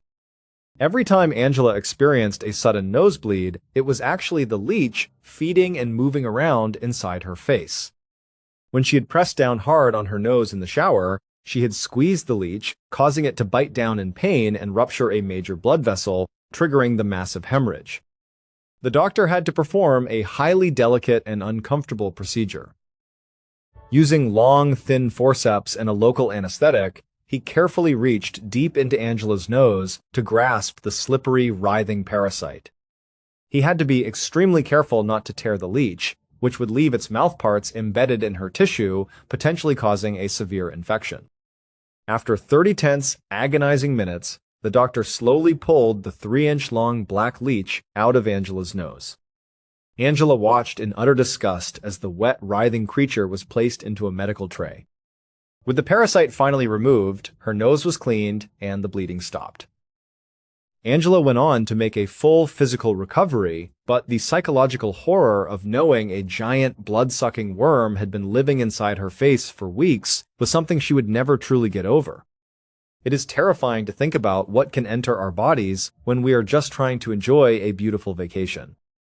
But our final story shows that sometimes the most deadly poison is introduced to us slowly over months by someone we share our home with. In February of 1987, a 45-year-old woman named Janet Overton stood in front of her bathroom mirror inside her beautiful home in Dana Point, California. Janet was a highly respected and active member of her community. She served on the school board for the Capistrano Unified School District, where her 17-year-old son Eric went to school. She had a major school board meeting scheduled for later that day, and she was determined to attend. But as she looked at her reflection in the mirror, she looked absolutely terrible. Her skin was a sickly, pale yellow, and she had deep, dark purple circles under her eyes. Janet knew why she looked this way. For the past couple of days, she had been feeling incredibly sick out of nowhere. She was completely congested, felt constantly fatigued, and suffered from sudden, violent waves of nausea that kept her awake at night. She figured she had just contracted a particularly bad winter cold or a flu virus. Janet was a very strong-willed woman, and she hated showing weakness or canceling her obligations. She decided that instead of going to the doctor, she would just tough it out. She applied a thick layer of heavy makeup to cover up her pale complexion, styled her hair, drank a hot cup of coffee, and walked out the door to her meeting. But as the weeks went by, Janet's condition did not get any better. In fact, it steadily got worse. One night, she woke up in the middle of the night with a wave of nausea so violent that she barely made it to the bathroom before she began vomiting. She was left sitting on the cold bathroom floor, sweating, shaking, and gasping for breath. She had finally gone to see a doctor, but the medical examinations had yielded no clear answers. The doctor agreed that she was likely fighting a persistent, stubborn viral infection and told her to get plenty of rest and stay hydrated. But rest did not help. The nausea became a constant, agonizing presence in her life, making it nearly impossible for her to eat. She began to lose weight rapidly, and she became so weak that she could barely stand up. She began falling behind on her important work with the school board because she simply did not have the energy to function. One night, as she was splashing cold water on her face in the bathroom, she noticed a new and alarming symptom. She saw a strange, red, scaly rash on her arms. She pulled her sleeves up and saw that the rash extended all the way up her arms, onto her shoulders, her neck, and down her back. When she touched it, it burned with a sharp, agonizing pain. This was a brand new symptom, and it was clear to Janet that it had to be connected to whatever mystery illness was destroying her body. Terrified by how rapidly her health was deteriorating, she decided she could no longer ignore it. She went to the emergency room. The next day, Janet was lying in a hospital bed with an IV in her arm. Her husband, Richard Overton, a highly intelligent man with a doctorate in psychology, sat faithfully at our bedside along with their son, Eric. Janet looked incredibly frail. The red rash had now spread to her neck and face, where it had begun to form painful blisters. The hospital doctors ran a series of advanced tests, looking for everything from autoimmune diseases to rare infections. But every single test came back negative. She did not have the flu, she did not have any known infection, and her blood work showed no obvious abnormalities. However, an abdominal scan did reveal something concrete. Janet's stomach was covered in deep, bleeding ulcers. The doctors explained that these ulcers were the direct cause of her severe nausea and inability to keep food down. But they could not explain why a healthy, active 45-year-old woman would suddenly develop such severe ulcers. With no clear diagnosis, the doctors could only treat her symptoms. They put her on heavy ulcer medication and gave her specialized topical creams for her painful, blistering rash. Surprisingly, the treatments worked. Over the next few days, her stomach settled, the rash began to fade, and she regained enough strength to be discharged from the hospital. Janet and her family returned home, hoping that this bizarre, terrifying medical nightmare was finally over. But it was not. Over the next several months, a cruel and exhausting cycle began. Janet would feel perfectly healthy for a few weeks, only to suddenly fall violently ill again with the exact same symptoms. She would develop severe nausea, extreme weakness, and the painful, blistering rash. She was hospitalized multiple times, but each time the doctors were completely baffled, treated her symptoms, and sent her home once she stabilized. By the 24th of January, 1988, Janet was determined to have a good day. She and her son, Eric, had planned an exciting whale-watching trip. She woke up feeling terrible, experiencing the familiar onset of nausea and weakness, but she refused to let her mysterious illness ruin this special day with her son. She went through her routine to hide her sickness.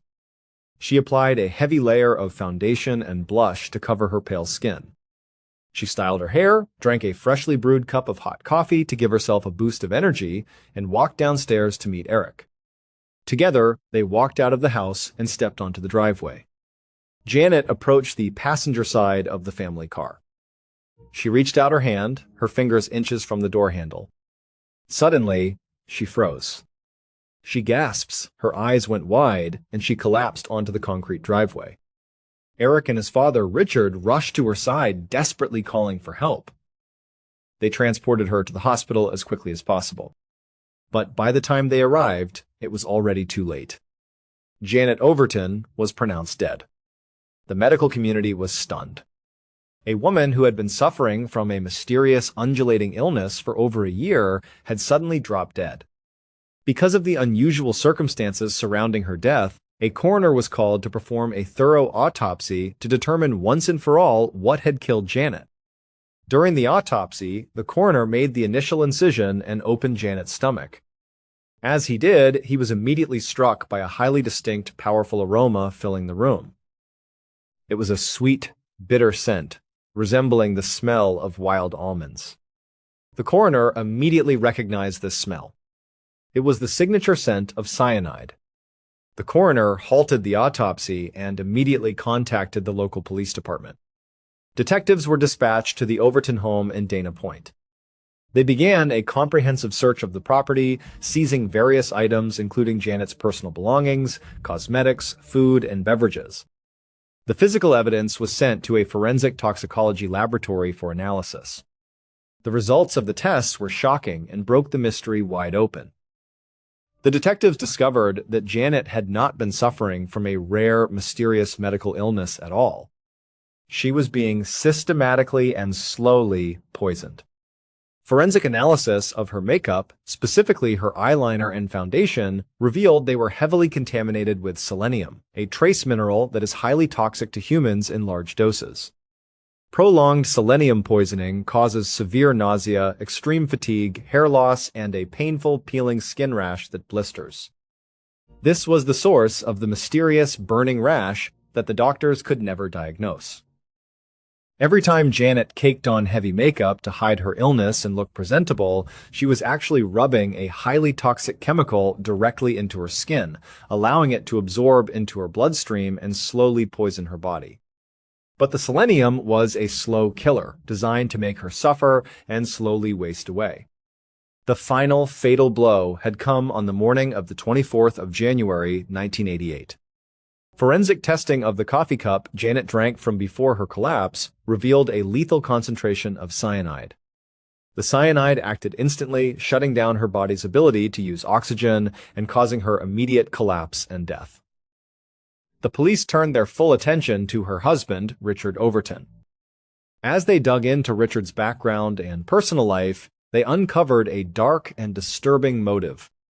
Richard, despite his professional standing as a psychologist, was a deeply jealous, controlling, and resentful man. He had become absolutely convinced that Janet was having an extramarital affair. The police found that Richard had access to highly toxic chemicals through his professional networks and interests. Most damning of all, they discovered his personal journals, which were written in a highly complex, self-made shorthand code. When experts deciphered the code, they found that Richard had kept a meticulous daily record of his suspicions, tracking Janet's schedule and documenting her physical decline. In his diary, Richard had documented exactly how he was secretly placing selenium in her makeup and watching her suffer. He had also documented his decision to end her life with a fatal dose of cyanide when the slow selenium poisoning was taking too long. Richard Overton was arrested and charged with first-degree murder. The trial was a massive sensation in Orange County, California. The prosecution presented the deciphered coded diaries, the contaminated makeup, the cyanide-laced coffee cup, and the expert testimony of the coroner. Despite Richard's defense attempting to claim that Janet's death was a suicide or due to natural causes, the jury was convinced by the overwhelming forensic evidence. In 1995, Richard Overton was convicted of first-degree murder and sentenced to life in prison without the possibility of parole. He continued to maintain his innocence from behind bars, but all of his appeals were denied. He died in a state prison in 2009. The tragic story of Janet Overton leaves a lingering, haunting resonance. A dedicated mother, public servant, and beloved community member was slowly tortured and ultimately murdered by the very person she trusted most, her husband, who watched her suffer for over a year, pretending to comfort her while secretly ensuring her demise. These three cases show us that sometimes the world is far more dangerous than we realize.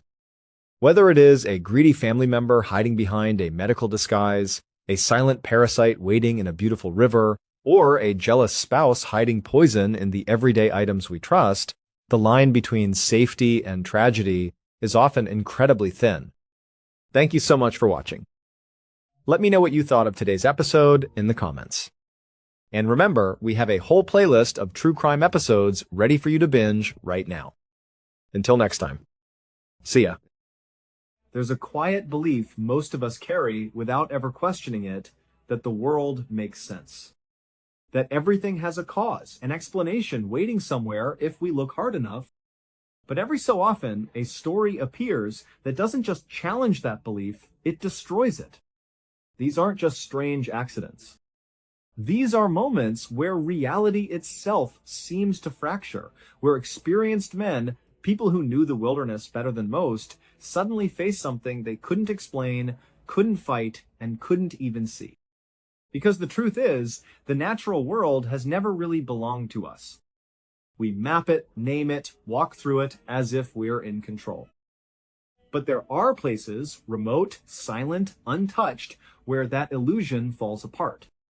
Places where the deeper you go, the more it feels like something else is watching, waiting. The three stories you're about to hear all begin in places that should feel familiar. A quiet forest. A frozen mountain. A remote campsite. Places people go to feel safe. But in each of these stories, that safety disappears. It's not just that something went wrong, it's that something was already there. Waiting.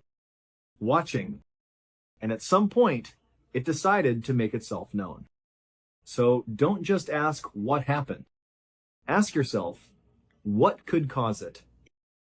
Because maybe the most terrifying part isn't the mystery itself. It's the possibility that it isn't rare at all. The story of Carl Herrick is one of those mysteries that lingers in the minds of anyone who hears it, mostly because it defies everything we think we know about how the world works. On the 23rd of November 1943, the woods of West Townsend, Vermont were crisp and quiet. It was the kind of day that hunters dream of, cold, peaceful, and perfect for tracking deer. 37-year-old Carl Herrick was out in the wilderness with his cousin, Henry, hoping to bring something home. They knew the area well enough, but as the hours wore on and the sun began its slow descent, the two men somehow got separated. It was a common enough occurrence in the woods. You focus on the movement of a deer, the rustle of leaves, and suddenly the person you were walking with is no longer at your side. Henry, initially unconcerned, started calling out for Carl. He figured his cousin had probably just wandered off in a different direction to get a better vantage point, or had perhaps grown tired and decided to head back to the warmth of their base camp. Henry spent some time searching the immediate vicinity, his voice echoing through the rugged terrain, but there was no response. The silence of the Vermont wilderness can be heavy, but at that moment, it just felt empty. Eventually, Henry decided to head back to camp himself, assuming he would find Carl waiting there. When Henry arrived, the camp was completely deserted. The fire was cold, and the air felt still. He waited, minutes turning into an hour, and a slow, creeping dread began to settle in his chest. That sinking feeling, the one that tells you something has gone fundamentally wrong, took hold. Recognizing that this was no longer a simple case of a misplaced hunter, Henry hurried to alert the authorities. The search that followed was exhaustive. For 3 long days, search teams combed through the pristine, jagged wilderness of the Glastonbury area, a place that many locals whispered was part of the Bennington Triangle, a region with an unsettling reputation for disappearances and strange occurrences. They looked everywhere, but the woods were tight-lipped and revealed nothing. It wasn't until the 3rd day that Henry himself stumbled upon his cousin. Carl Herrick was lying face down in a small clearing. At first, from a distance, it looked as though he might just be resting, perhaps injured or exhausted. Henry ran to him, his heart pounding, only to roll him over and realize that Carl was gone. There was no life left in him. What was most confusing, however, was the state of the body. There were no obvious, catastrophic injuries. Aside from some minor scratches on his hands and arms, Carl looked almost untouched. And yet, the official report revealed a horrifying reality. Carl had been squeezed to death. The pressure exerted on his chest had been so immense that his ribs had been shattered and a bone had punctured his lung. The investigators were left with a puzzle they were determined to solve quickly. They pieced together the scene. They found Carl's rifle, fully loaded, leaning against a tree about 70 feet away. Right next to the rifle was a single expended shell casing. The theory that emerged was neat and clinical. Carl had been hunting, encountered a black bear, and fired a single shot. Believing he had downed the animal, he had set his gun down, walked over to check his prize, and was then ambushed by the bear, which had been hiding and waiting. In its final desperate act, the beast had crushed him. But as the days passed, the story stopped making sense to those who looked closer. If Carl was an experienced hunter, which he was, he would know that one shot, especially from a standard hunting rifle, rarely stops a black bear in its tracks. He wouldn't have just put his weapon against a tree and walked 70 feet away, effectively making himself defenseless. And even if we assume he did make that fatal error, there is the matter of the bear itself. Black bears do not kill by squeezing. They maul, they bite, and they swipe. They tear through their prey. There were no signs of a savage mauling on Carl's body, only the internal trauma of being compressed. It remains one of the great mysteries of the Bennington Triangle. If it wasn't a bear, and everything about the evidence suggests it couldn't have been, then what was it? What kind of creature has the strength to snap a man's ribs without shredding his skin, and what was it doing in those woods in the fall of 1943? People still talk about the Bennington Monster, a towering 8-foot-tall creature that is said to haunt the mountains of Glastonbury. Whether that is just a local legend or the shadow of something much more terrifying, we may never know. For now, the story of Carl Herrick remains a chilling reminder that there are still corners of the wild that we do not fully understand, and perhaps some things are better left undiscovered. And just when it seems like the forest has already shown us the worst it can do, another story reminds us that it's not just the woods that hide the unknown. Because far from the dense trees of Vermont, high above the world in the frozen silence of a mountain, something else was waiting. Something that didn't need to leave a body behind to prove it was there. The slopes of Mount St. Helens in 1950 were a world away from the noise and complication of modern life. For Jim Carter, a man defined by his passion for the outdoors and his precision behind a camera lens, the mountain was a sanctuary of frozen grandeur. He was not a casual visitor. He was an expert skier. Someone who understood the temperament of the snow and the rhythm of the high alpine terrain. He moved with a grace that only those who have spent their lives in the mountains possess. On that clear, crisp day in 1950, surrounded by a group of fellow enthusiasts, Jim was in his element. The morning had been perfect, with the snow glistening like a vast field of crushed diamonds under the bright winter sun. As the group made their way toward a scenic ridge, the light shifted, casting long, dramatic shadows across the snow. It was exactly the kind of lighting Jim lived for. He stopped his companions, signaling that he needed a moment to set up his camera. He wanted to capture the sheer scale of the peak, the way the sky met the jagged horizon. It was a routine pause in an otherwise ordinary day, and his friends, accustomed to his artistic focus, skied ahead a few hundred yards to wait.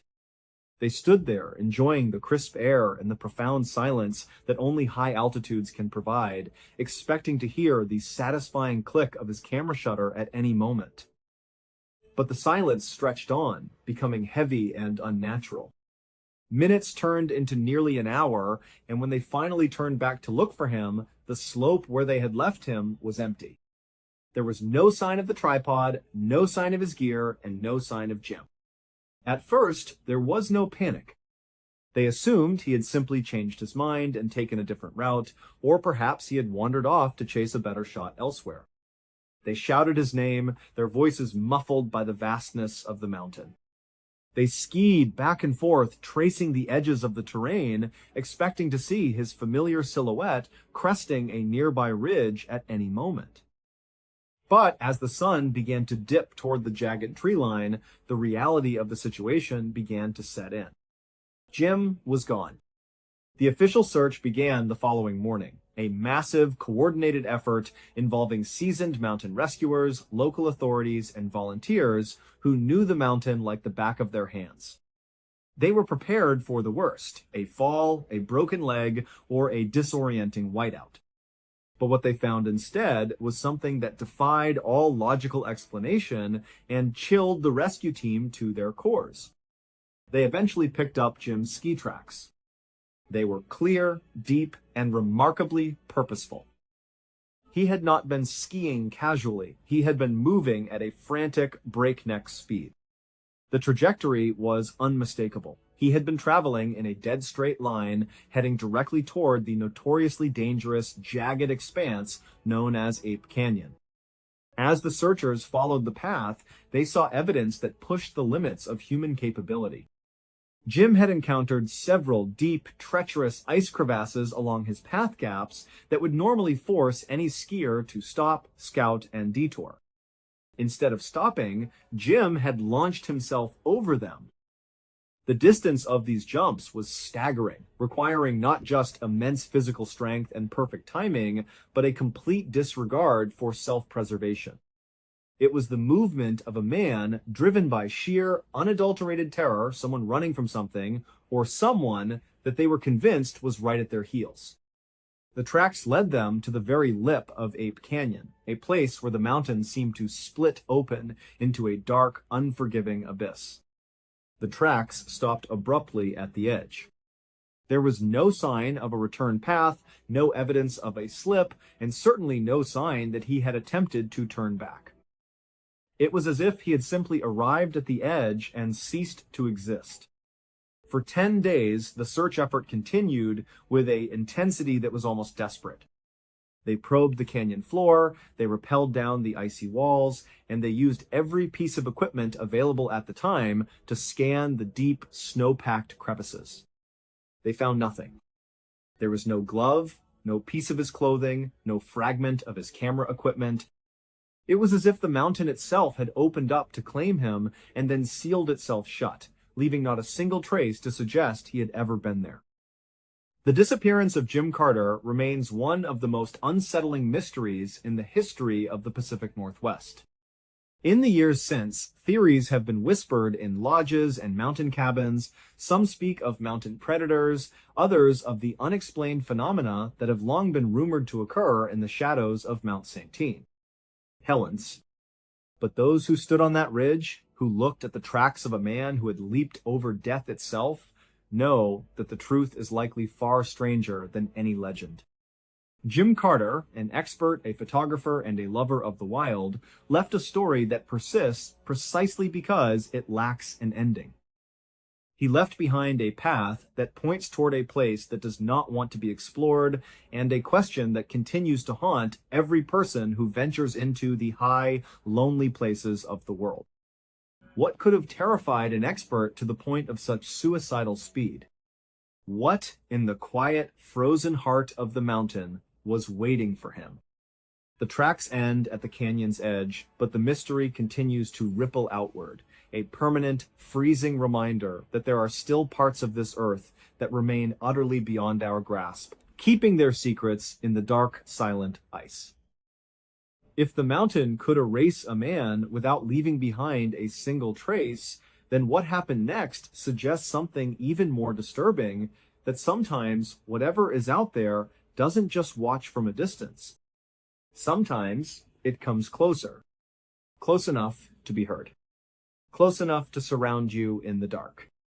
Based on the 1971 Sierra Camp encounter involving Ron Moorhead and his hunting companions, here is the story rewritten in accessible narrative English. The year was 1971. For Ron Moorhead and 3 of his friends, the remote reaches of the Sierra Nevada mountains were meant to be a getaway, a chance to disconnect from the noise of modern life, enjoy the crisp mountain air, and perhaps secure a harvest for the season. They were seasoned outdoorsmen, familiar with the sounds and rhythms of the wilderness. They knew how to handle themselves in the dark, and they certainly weren't the type to be easily spooked by the rustle of a pine branch or the distant hoot of an owl. But on this particular trip, the wilderness felt different. The silence, usually a comforting blanket, began to feel heavy, as if the forest itself were holding its breath, watching them. It started on a cold, crisp night inside their makeshift shelter. As they settled in, a strange, unsettling energy began to permeate the campsite. It wasn't long before they realized they were not alone. The quiet was broken not by the expected sounds of mountain predators like a bear or a mountain lion, but by something profoundly more disturbing. From the darkness surrounding their camp, creatures began to make themselves known. They didn't attack outright, but they made their presence felt through sound. At first, it was a series of whoops, sharp, piercing calls that echoed through the deep canyon, vibrating with an intensity that seemed to rattle the very bones of the hunters. The calls were rhythmic, yet alien. These weren't the sounds of any animal known to science. Then, the vocalizations shifted.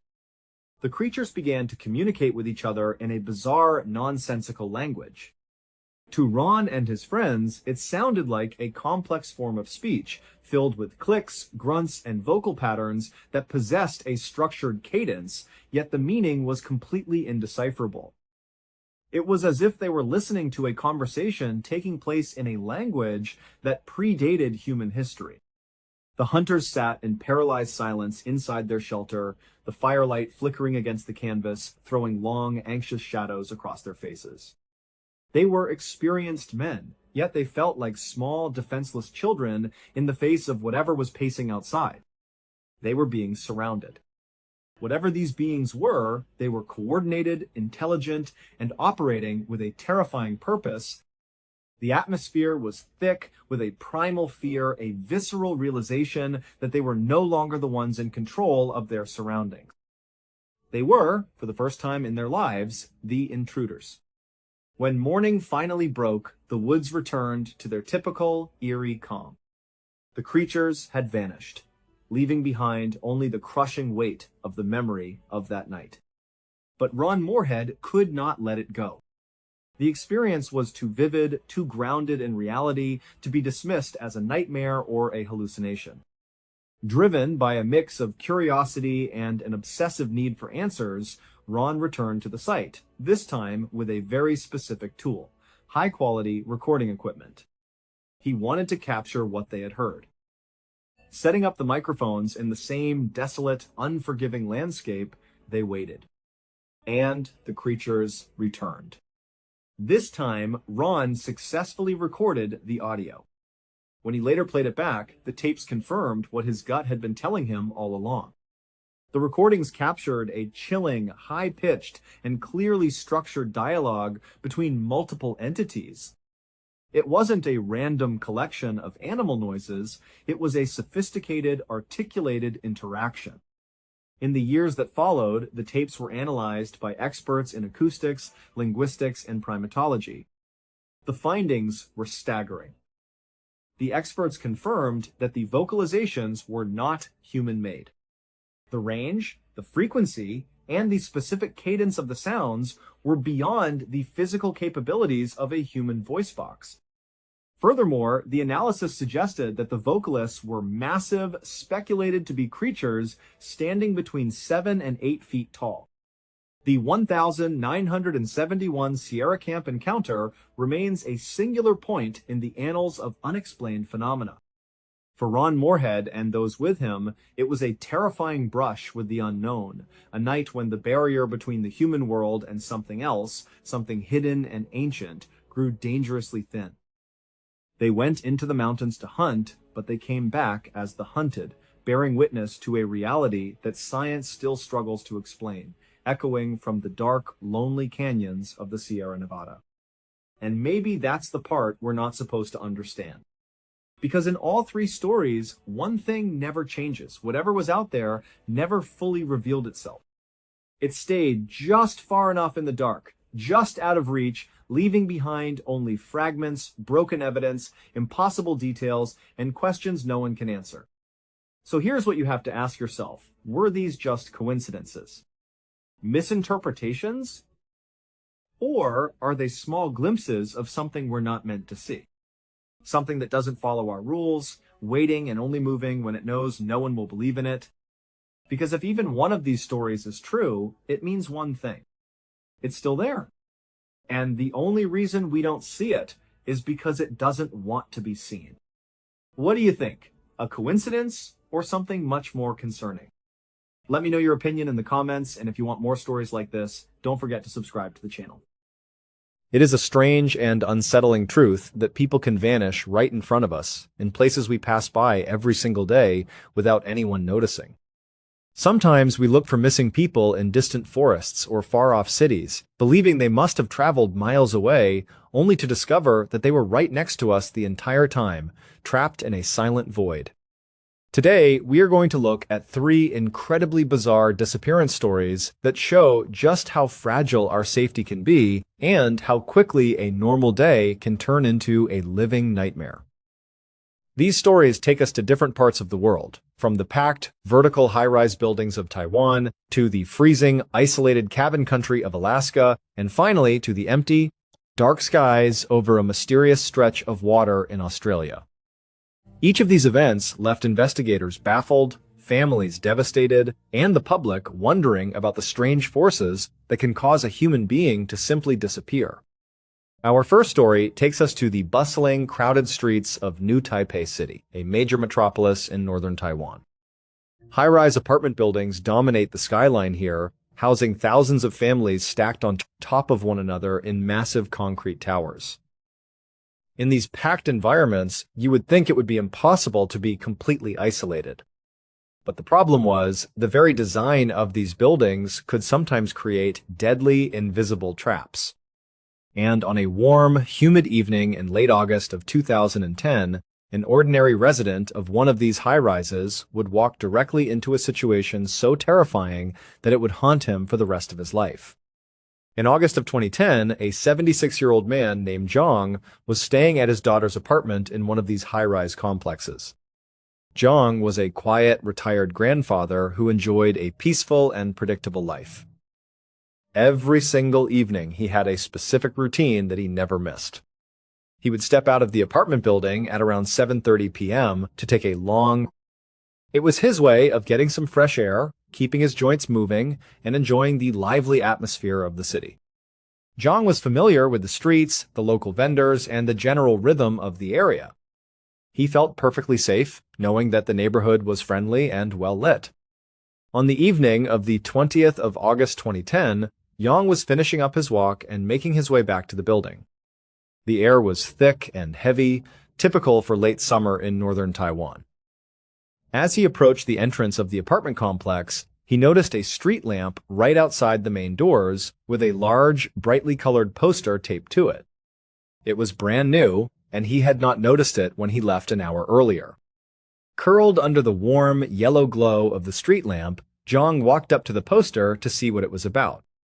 The poster featured a photograph of a middle-aged woman named Chun Yanui.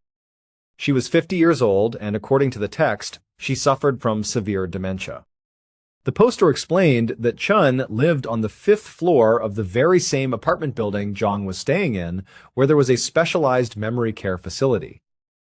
She had gone out for her regular evening walk about a week prior, on August 15, and had simply vanished. Her family and the local police had been searching for her tirelessly, plastering these flyers all over the area, hoping someone would recognize her. Zhang felt a deep wave of sympathy for this woman and her family. He knew how terrifying dementia could be, and he could only imagine how frightened she must be, lost and confused in the massive city. He stood there for several minutes, studying her face and trying to commit her features to memory. He thought to himself that if he happened to see her during his daily walks, he would immediately contact the police to help bring her home. He looked at her kind eyes in the photograph, hoping that she was safe somewhere and would be found soon. After a final look, he turned, walked through the lobby doors, and entered the building. He walked over to the elevator, pressed the up button, and waited. The lobby was quiet, with only the hum of the building's air conditioning filling the space. When the elevator arrived, the doors slid open with a soft chime. He stepped inside the small fluorescent-lit cab and reached out to press the button for the 7th floor, where his daughter's apartment was. But the problem was, Zhang was still slightly distracted, his mind completely occupied by the image of the missing woman on the poster. Without realizing it, his finger drifted, and he accidentally pressed the button for the 6th floor instead of the 7th. The doors closed, and the elevator began to rise. As the elevator climbed, Zhang looked down at the control panel and realized his mistake. He saw the button for the 6th floor was lit up. He quickly reached out and pressed the button for the 7th floor, hoping the elevator would bypass the 6th, or at least just open and close its doors quickly before taking him to his destination. But the elevator was already slowing down as it approached the 6th floor. The car came to a stop, the chime sounded, and the metal doors began to slide open. But when the doors opened, Zhang did. Instead, he was met with a sight that made his heart freeze. Standing directly in front of the elevator doors was a human body. Before he could even process what he was looking at, the stiff, cold body tipped backward, falling directly into the elevator cab and landing right on top of him. The weight of the body pinned Zhang to the floor of the elevator. He looked down and saw the face of the deceased person, and his mind went completely blank with terror. He began to scream at the top of his lungs, flailing and trying to push the heavy, rigid body off himself. At this point, his daughter was just finishing up her shift at work. She was packing up her things and preparing to head home when her phone rang. She looked at the screen and saw it was her father. This was highly unusual because her father rarely called her while she was at work, knowing she was busy and did not like to be disturbed unless it was an emergency. She answered the phone, expecting a normal conversation, but instead she was greeted by the sound of her father screaming hysterically. He was completely incoherent, sobbing and shouting that he was trapped, that he was in the elevator, and that there was a dead body on top of him. His daughter tried her best to calm him down, but his panic was absolute. He could not explain what was happening, only that he was trapped and could not get out.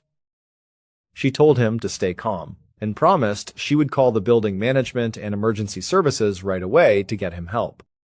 She hung up and immediately dialed the apartment building's administrative office and emergency rescue. She explained that her elderly father was trapped in one of the elevators and was having a severe panic attack. After securing their promise to send help immediately, she rushed out of her office, got into her car, and drove home as fast as she could. It took her about 40 minutes to navigate the heavy city traffic and reach the apartment building. Her hands were shaking on the steering wheel, and her mind was racing with terrifying possibilities. When she finally arrived, she expected to see her father sitting safely in the lobby, surrounded by paramedics. Instead, she walked into the lobby and found a large crowd of police officers, fire department personnel, and building staff gathered around the elevator shafts. Her father was nowhere to be seen. She walked up to one of the officers who was holding a phone to his ear, trying to talk to someone who was clearly hysterical on the other end.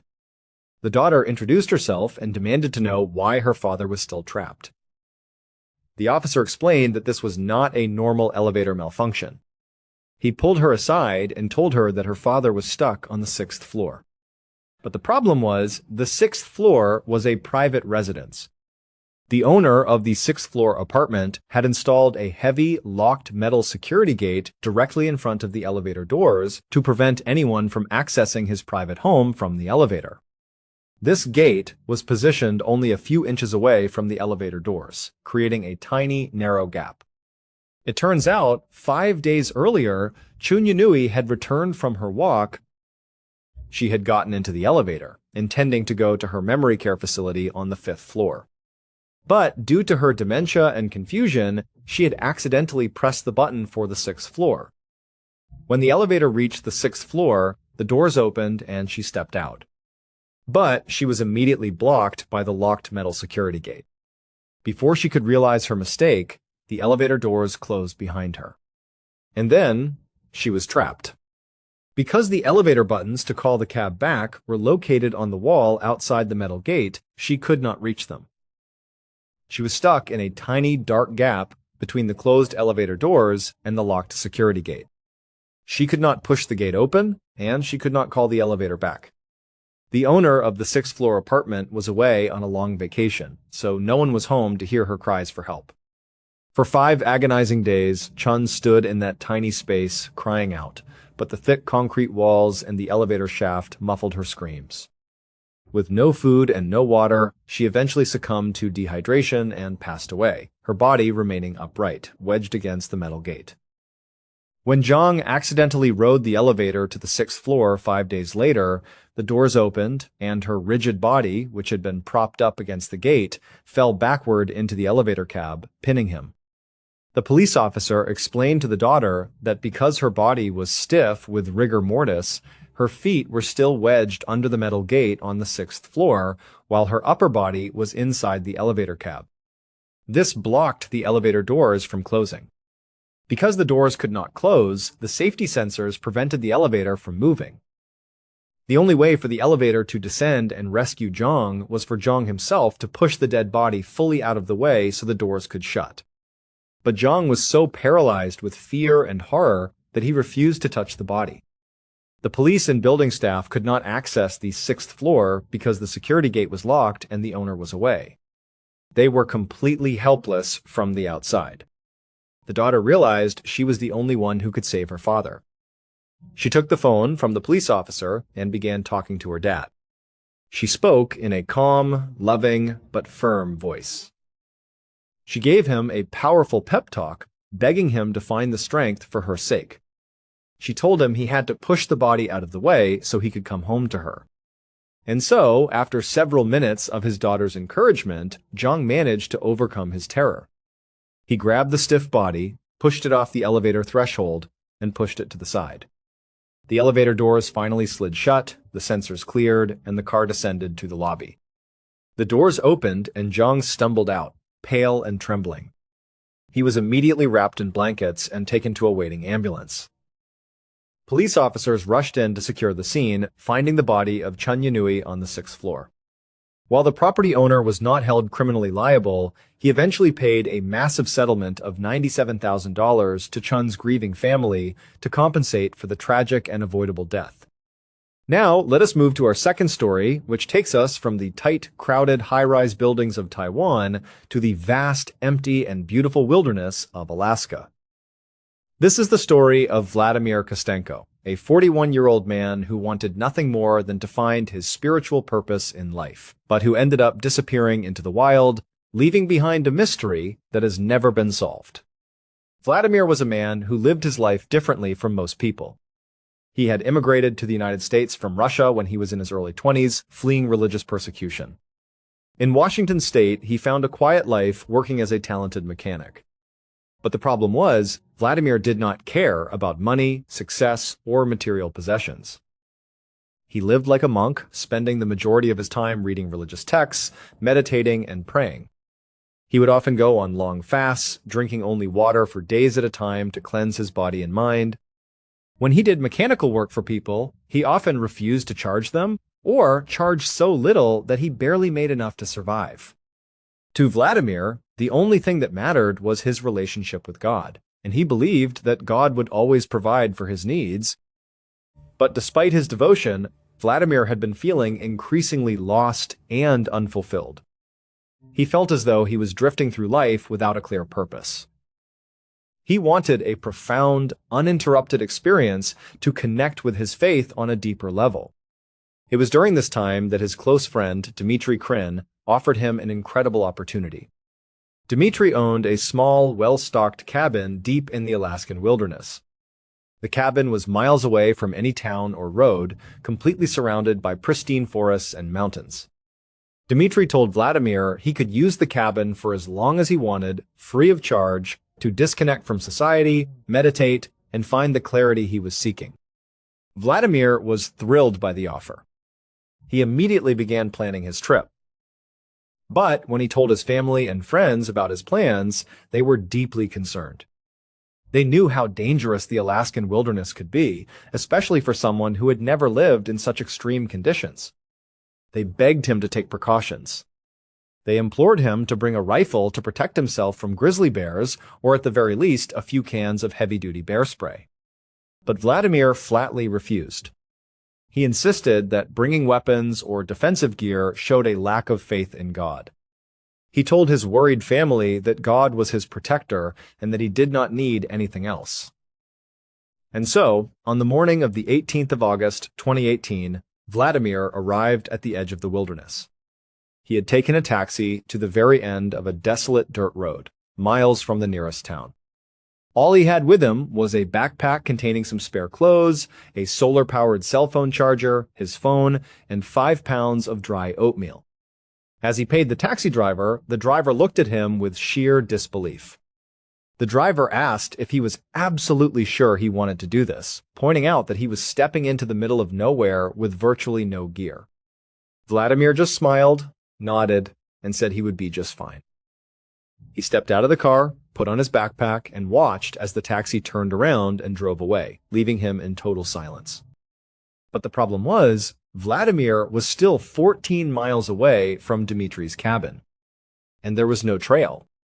He had to navigate through dense brush, steep ridges, and thick forests, carrying his gear, relying solely on his instincts and his faith. Against all odds, Vladimir made the grueling hike and arrived safely at the cabin.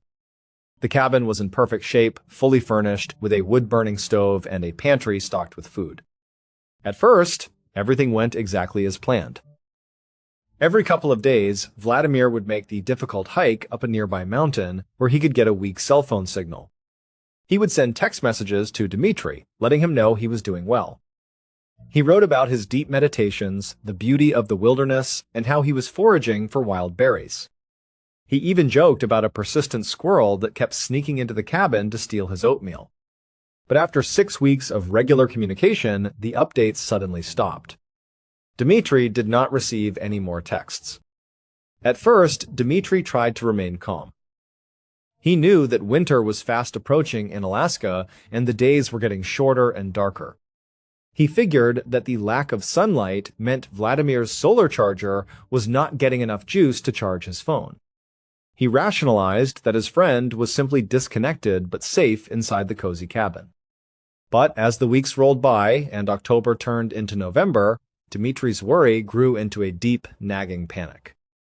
He had not heard a single word from Vladimir in over a month.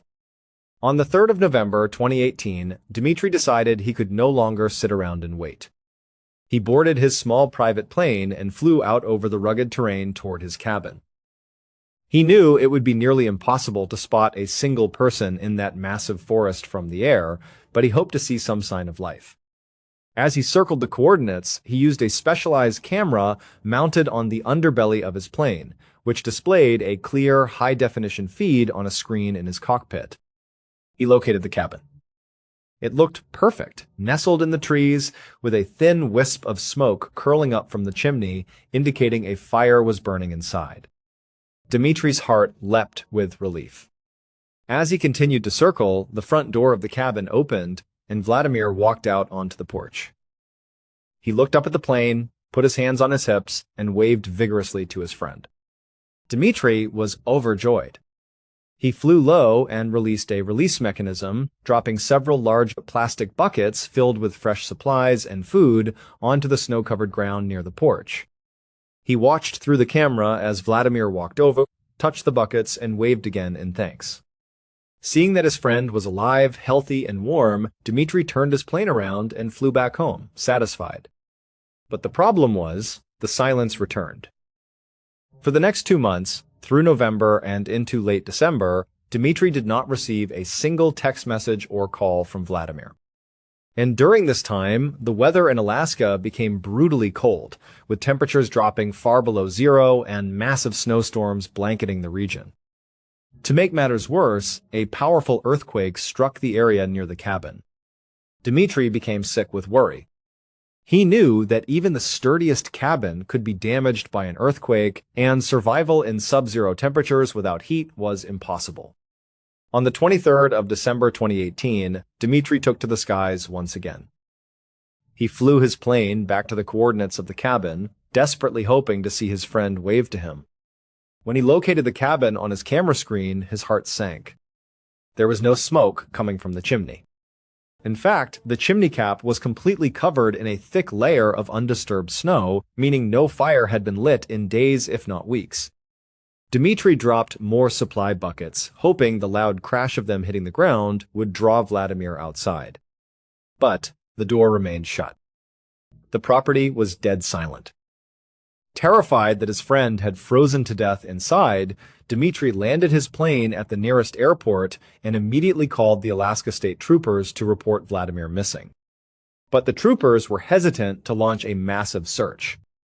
The weather was atrocious, making helicopter flights incredibly dangerous, and they pointed out that Vladimir might have simply walked out of the area or caught a ride with someone else.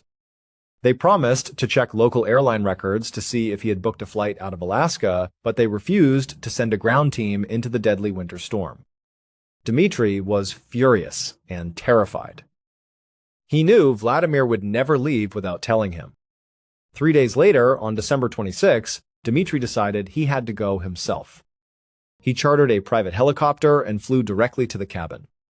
When the helicopter touched down in a clearing, Dmitri stepped out into the freezing wind and deep snow. He walked toward the cabin, calling Vladimir's name, but there was no response. As he approached the front door, he stopped in his tracks, completely baffled. The front door of the cabin was blocked by a large sheet of metal that had been secured over the entranceway, boarding it up from the outside.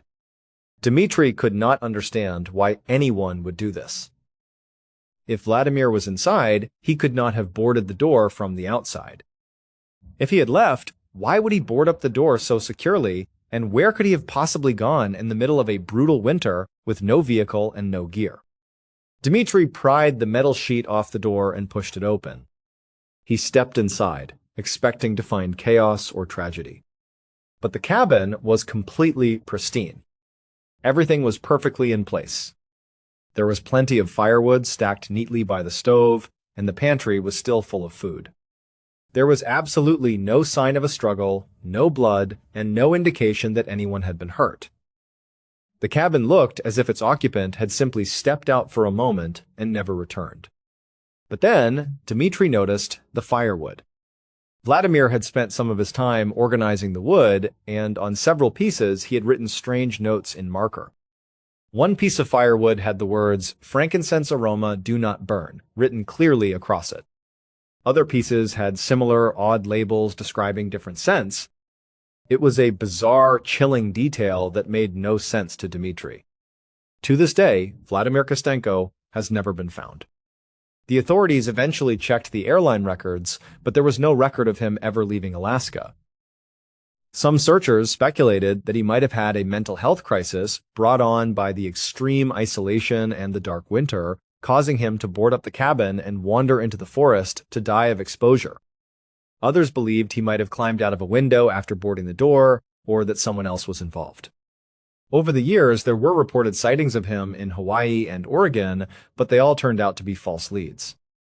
Vladimir simply vanished into the vast Alaskan wild, leaving behind a boarded-up cabin, a pile of labeled firewood, and a mystery that continues to haunt his family.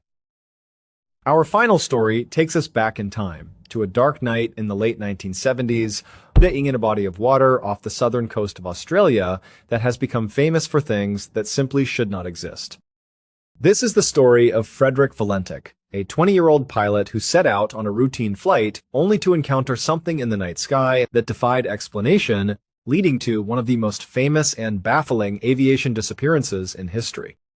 Frederick Valentic was a young man with a singular, driving passion. From the time he was a young boy, he had dreamed of nothing but flying.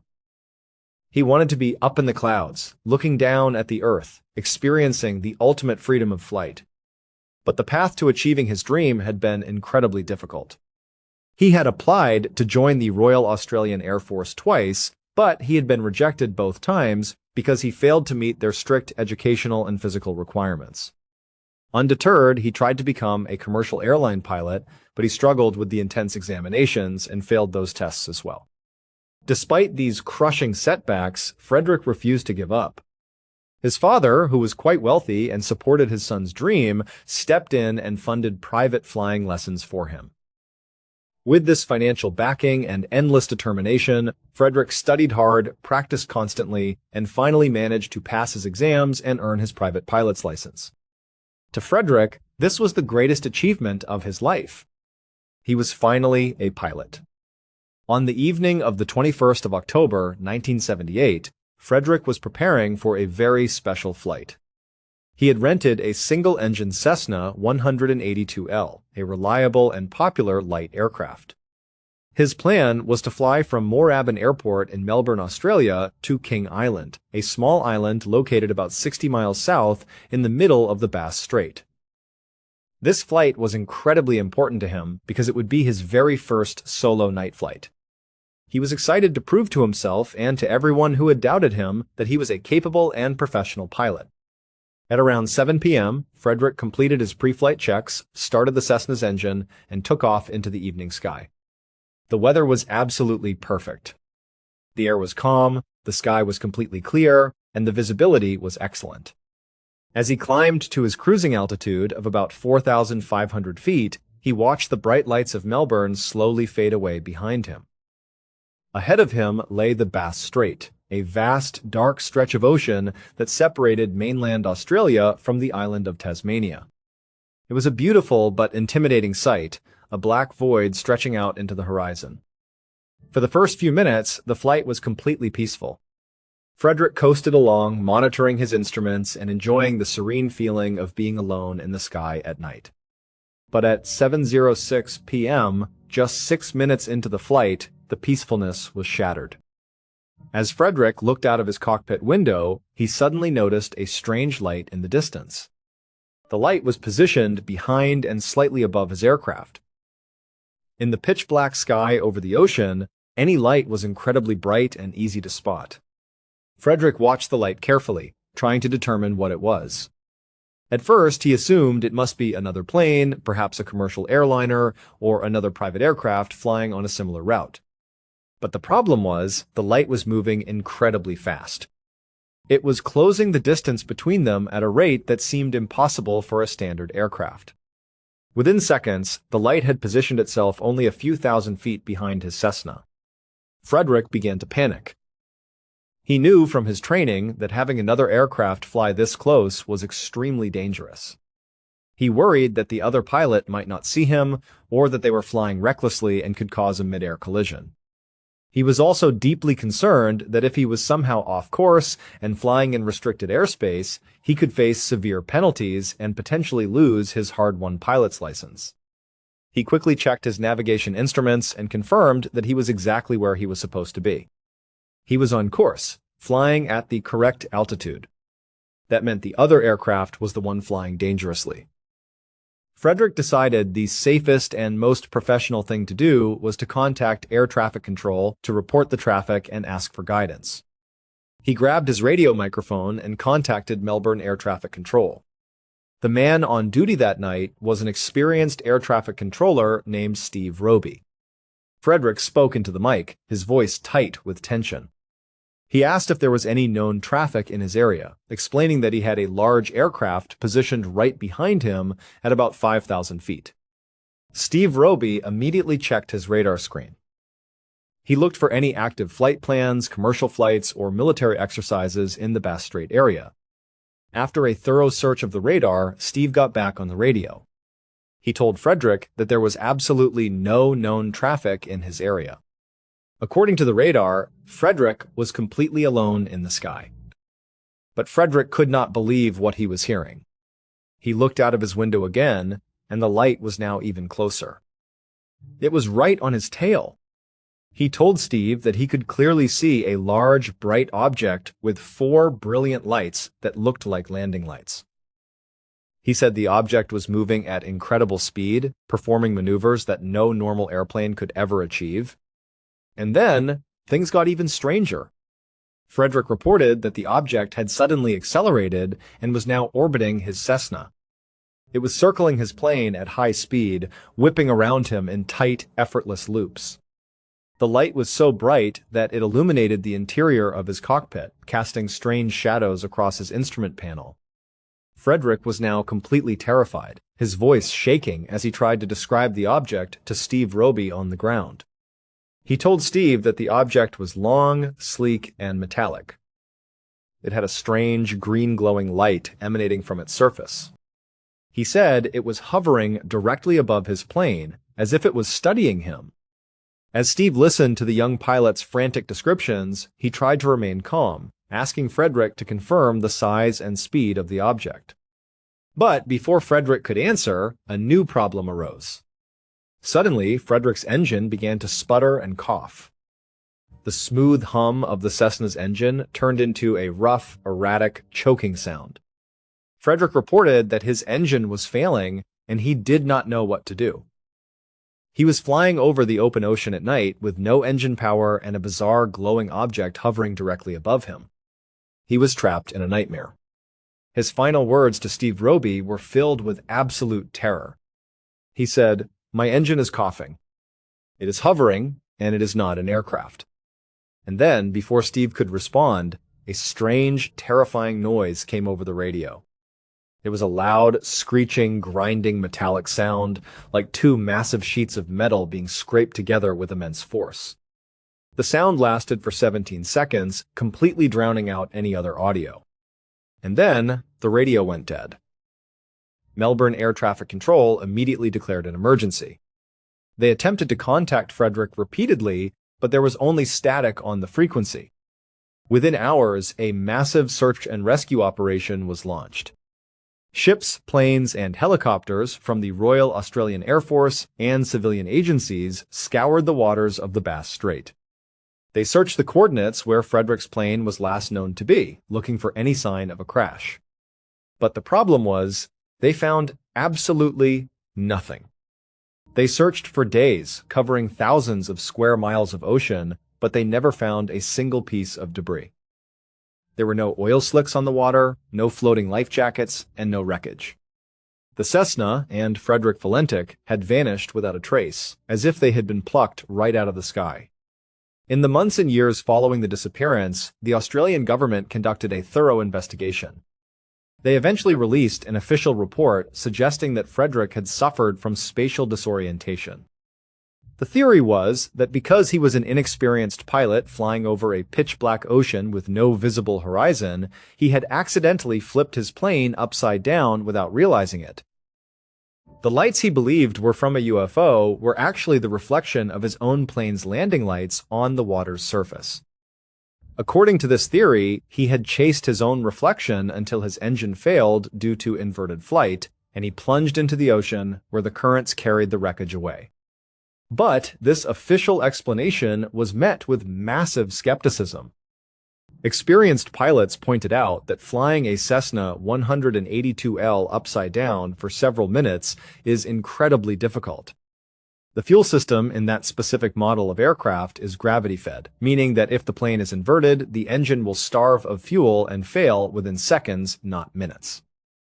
Furthermore, the physical sensation of flying upside down, with all the loose items in the cockpit falling to the ceiling and the pilot hanging from their harness, would make it immediately obvious to even a novice pilot that they were upside down. And then there was the history of the Bass Strait itself. Over the years, there had been dozens of reports of strange, unexplained lights and objects flying over this specific body of water. So many ships, planes, and people had disappeared in the area under mysterious circumstances that many people began calling it the Bass Strait Triangle, comparing it to the infamous Bermuda Triangle. Many locals and researchers believed that Frederick had indeed encountered an unidentified flying object, and that his disappearance was the result of something far more mysterious than a simple piloting error. To this day, the disappearance of Frederick Valentic remains one of the greatest aviation mysteries in the world. His family was left with a devastating void, never knowing what truly happened to the young man who had fought so hard to achieve his dream of flight. All that remains of that fateful night is a chilling 17-second recording of a grinding metallic sound and the final, haunting words of a terrified young pilot who realized, too late, that he was not alone in the dark sky. Let us now look closer at the aftermath of these three remarkable events, because the true weight of these stories is not just in how they began, but in the lingering questions they left behind for the families and communities who had to pick up the pieces. In the case of Chun Yanui and the elderly Zhang, the physical and emotional scars run incredibly deep. Yang survived his terrible ordeal in the elevator, but his life was permanently altered. For the rest of his days, he suffered from severe post-traumatic stress disorder. The sheer trauma of having a decomposing, rigid body fall directly on top of him in a dark, enclosed space left him unable to ever step foot in an elevator again. If he needed to visit his daughter or anyone living above the ground floor, he had to take the stairs, regardless of how many flights he had to climb. The mental image of that fateful night remained burned into his mind, a constant reminder of how thin the line is between life and death. But the problem was even worse for Chun Yanui's family. To know that their mother had survived her walk, successfully made her way back to her own apartment building, and died just one floor away from safety was a crushing, unbearable realization. She had spent 5 days trapped in a space that was barely 2 feet wide, crying for help, while residents of the building rode the very same elevator just inches away from her, completely oblivious to her presence. The family struggled to understand how such a massive safety hazard could exist in a modern building. The legal battle that followed exposed massive flaws in the building's management and municipal safety enforcement. The owner of the 6th-floor apartment had installed the heavy metal security gate years prior to protect his private property. While he had obtained permission at the time, the gate violated modern safety codes that required clear, unobstructed exits from elevator shafts. The local government in New Taipei City was forced to review their policies regarding private elevators and security gates in high-rise buildings, leading to stricter inspections and the removal of similar gates throughout the city. But for Chun Yanui, these changes came far too late. The civil settlement of $97,000 paid by the homeowner was a small, hollow consolation for a family that had lost their mother in the most horrific and preventable way imaginable. Fast forward to the snowy peaks of Alaska, where the disappearance of Vladimir Kostenko continues to baffle experienced trackers, survivalists, and law enforcement officers alike. The discovery of the pristine cabin, boarded up securely from the outside, remains one of the most perplexing puzzles in the history of the state's missing person cases. When the story of Vladimir's disappearance was shared with the public, survival experts pointed out the massive logical inconsistencies in the theory that he simply walked away. Vladimir had spent weeks preparing for his retreat, and he was well aware of the brutal cold of an Alaskan winter. He had a warm cabin, a working wood-burning stove, and enough food in the pantry to survive for 3 full years. Why would a man, even one undergoing a deep spiritual crisis, choose to board up his only source of shelter, heat, and food, and walk out into a sub-zero blizzard with nothing but the clothes on his back? And then there was the physical challenge of boarding the door. The metal sheet was secured from the outside, and all of the cabin's windows were locked from the inside. If Vladimir had boarded the door himself, he would have had to climb out of a window, shut it, and then somehow lock the window from the inside while standing in the deep snow outside. This is a physical impossibility. This detail has led many independent investigators to believe that Vladimir did not leave the cabin willingly, or that someone else was present at the property after he was already gone. Some believe that Vladimir may have succumbed to carbon monoxide poisoning from the wood-burning stove, or perhaps he suffered a severe medical emergency. But if that was the case, where was his body? Dmitri searched every inch of the cabin and the immediate surrounding area, and he found absolutely no trace of his friend. If Vladimir had died inside, someone would have had to remove his body, clean the cabin to its pristine state, and then board up the door from the outside. But what would be the motive for such an elaborate cover-up? Others point to the strange labeled firewood as a sign of mental decline. They suggest that the extreme isolation, combined with his frequent, prolonged fasts, may have caused Vladimir to suffer from severe hallucinations or a psychological break. He may have begun writing the odd labels like frankincense aroma, do not burn, because he was losing his grip on reality. In his disoriented state, he might have believed that he was receiving messages or that the forest was calling to him, leading him to board up his shelter and walk into the freezing wilderness to meet his fate. To this day, his family refuses to give up hope, but the vast, silent forests of Alaska have kept their secrets, leaving only the image of Vladimir waving from his porch as his final legacy. Finally, we return to the mysterious waters of the Bass Strait, where the legacy of Frederick Valentik's disappearance continues to capture the imagination of researchers and aviation enthusiasts worldwide. The official report claiming that Frederick suffered from spatial disorientation has never been widely accepted, and many argue that it was simply an attempt by the government to quickly close a case that had no logical explanation. In the years following the 1978 incident, several researchers obtained access to the raw radar data and the communications logs from that night. They discovered that several other military and civilian radar installations had indeed picked up erratic, high-speed targets in the Bass Strait area around the time of Frederick's flight.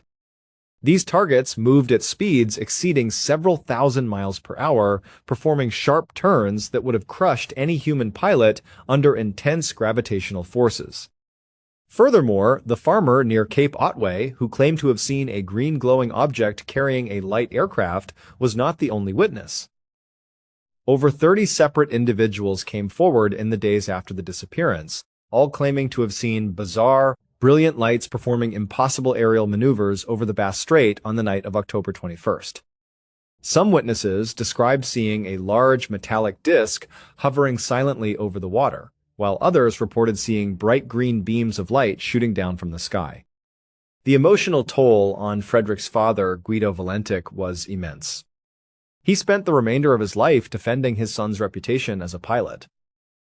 Guido argued that his son was a meticulous and cautious pilot who loved flying too much to make such a basic, fatal error. He believed with absolute certainty that his son had been taken by whatever was inside that glowing metallic craft. Guido spent thousands of dollars hiring private investigators, speaking to witnesses, and keeping the case in the public eye.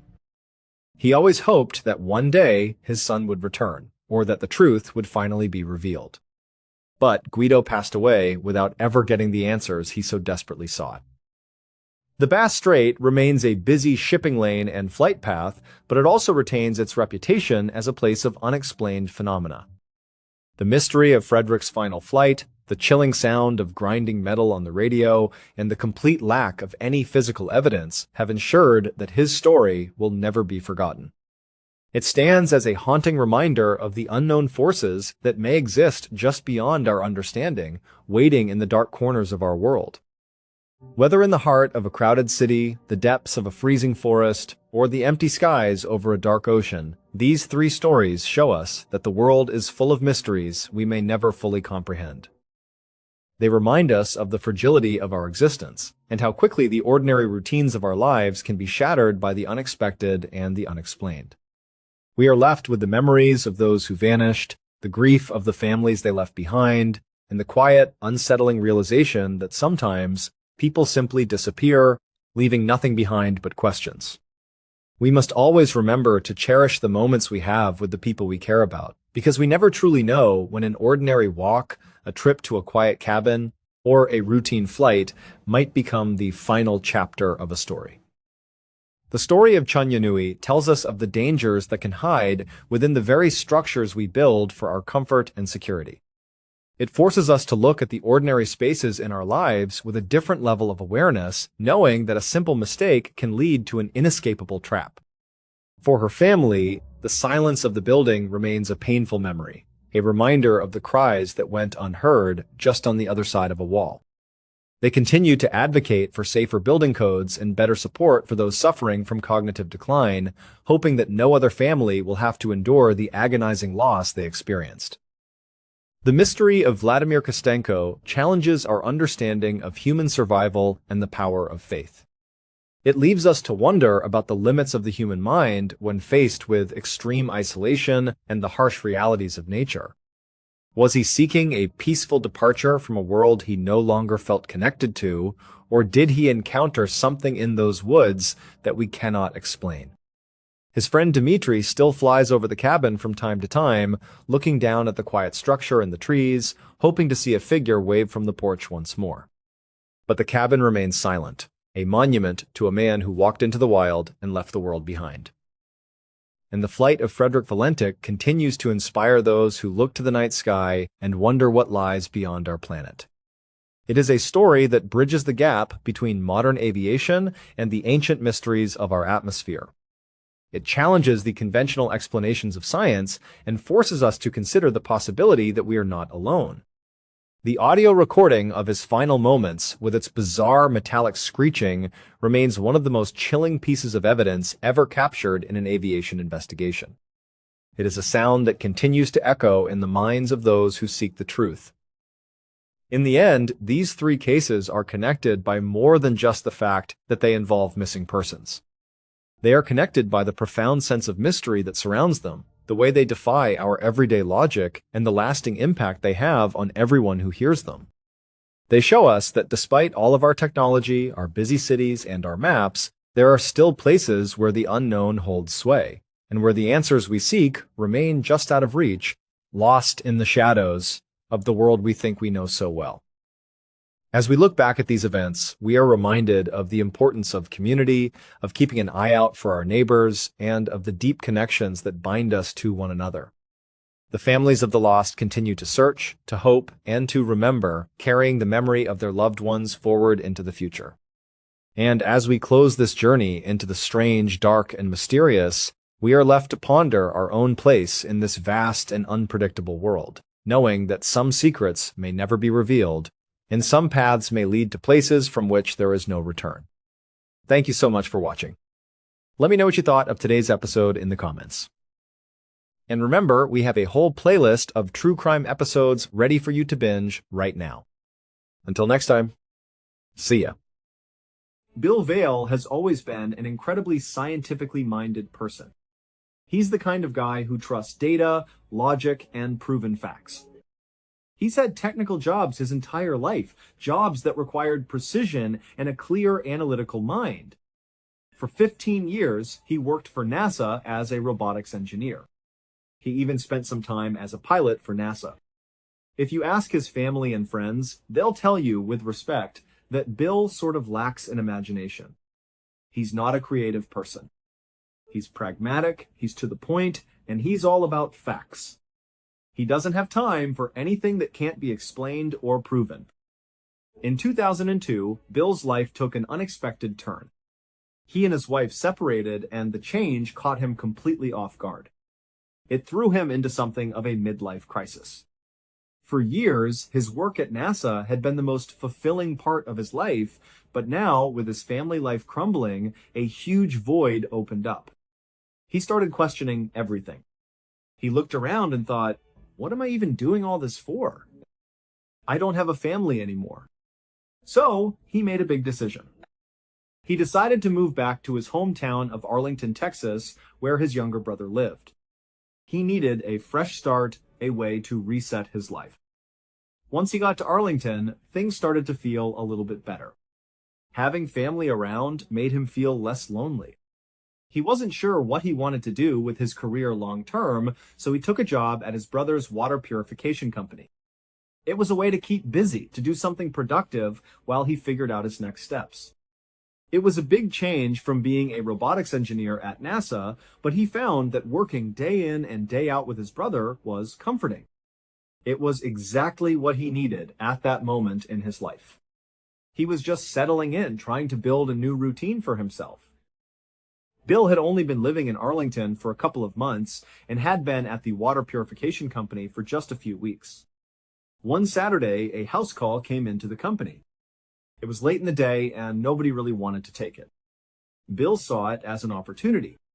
He figured he'd take one for the team, make a good impression on his new coworkers. So he volunteered for the job. Part of his role was to go to customers' homes and demonstrate how to install and use their new water purification system. It was a straightforward task, something he could do easily. But this particular house call started off a little strange. The dispatcher at the company pulled him aside. She told him, "Hey, listen, this is a bit weird, but the person who called was very specific. They were adamant that you have to be there at exactly 5 o'clock. Not a minute earlier, not a minute later. It was only about 3 in the afternoon at that point." Bill asked her what he was supposed to do for the next 2 hours. She just shrugged and said, "I don't know. Go grab a bite to eat or something. Just make sure you are there right at 5. So that's what he did.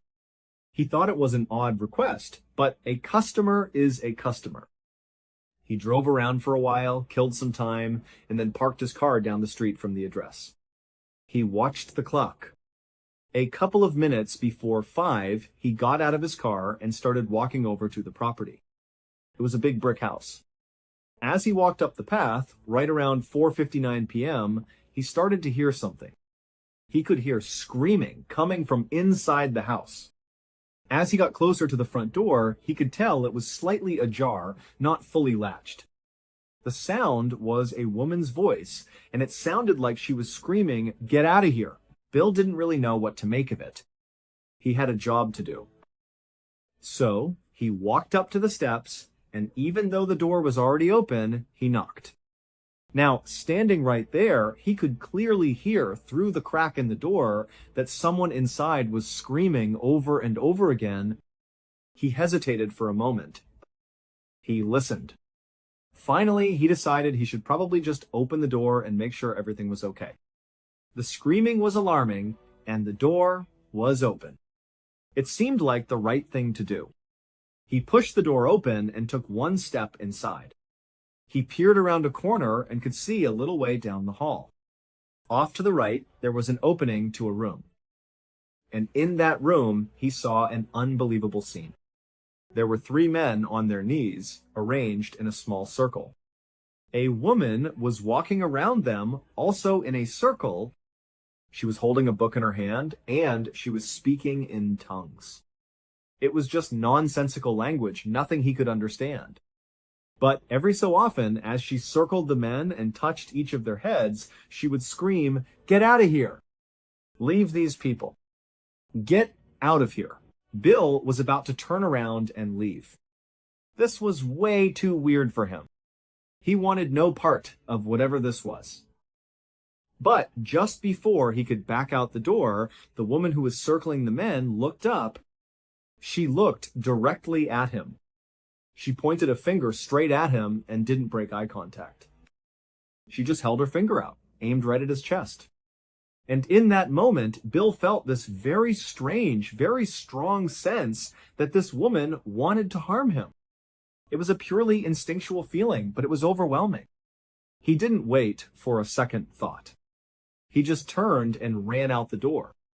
He got back to his car and immediately called the dispatcher. He told her, "Okay, I just went on the most insane house call of my life. The lady in there is crazy. I am not doing it. Don't you dare reschedule it. And if you do, do not put me on it, because I will not go back in there." Bill, being the straightforward guy he was, tried not to let his imagination get the better of him. He told himself those people were just crazy, and it wasn't his business. It wasn't his problem. So he tried to forget about it. He drove home, turned on the TV, got a microwave dinner out of the freezer, and just sat there eating his food, trying to have a nice quiet Saturday night to himself.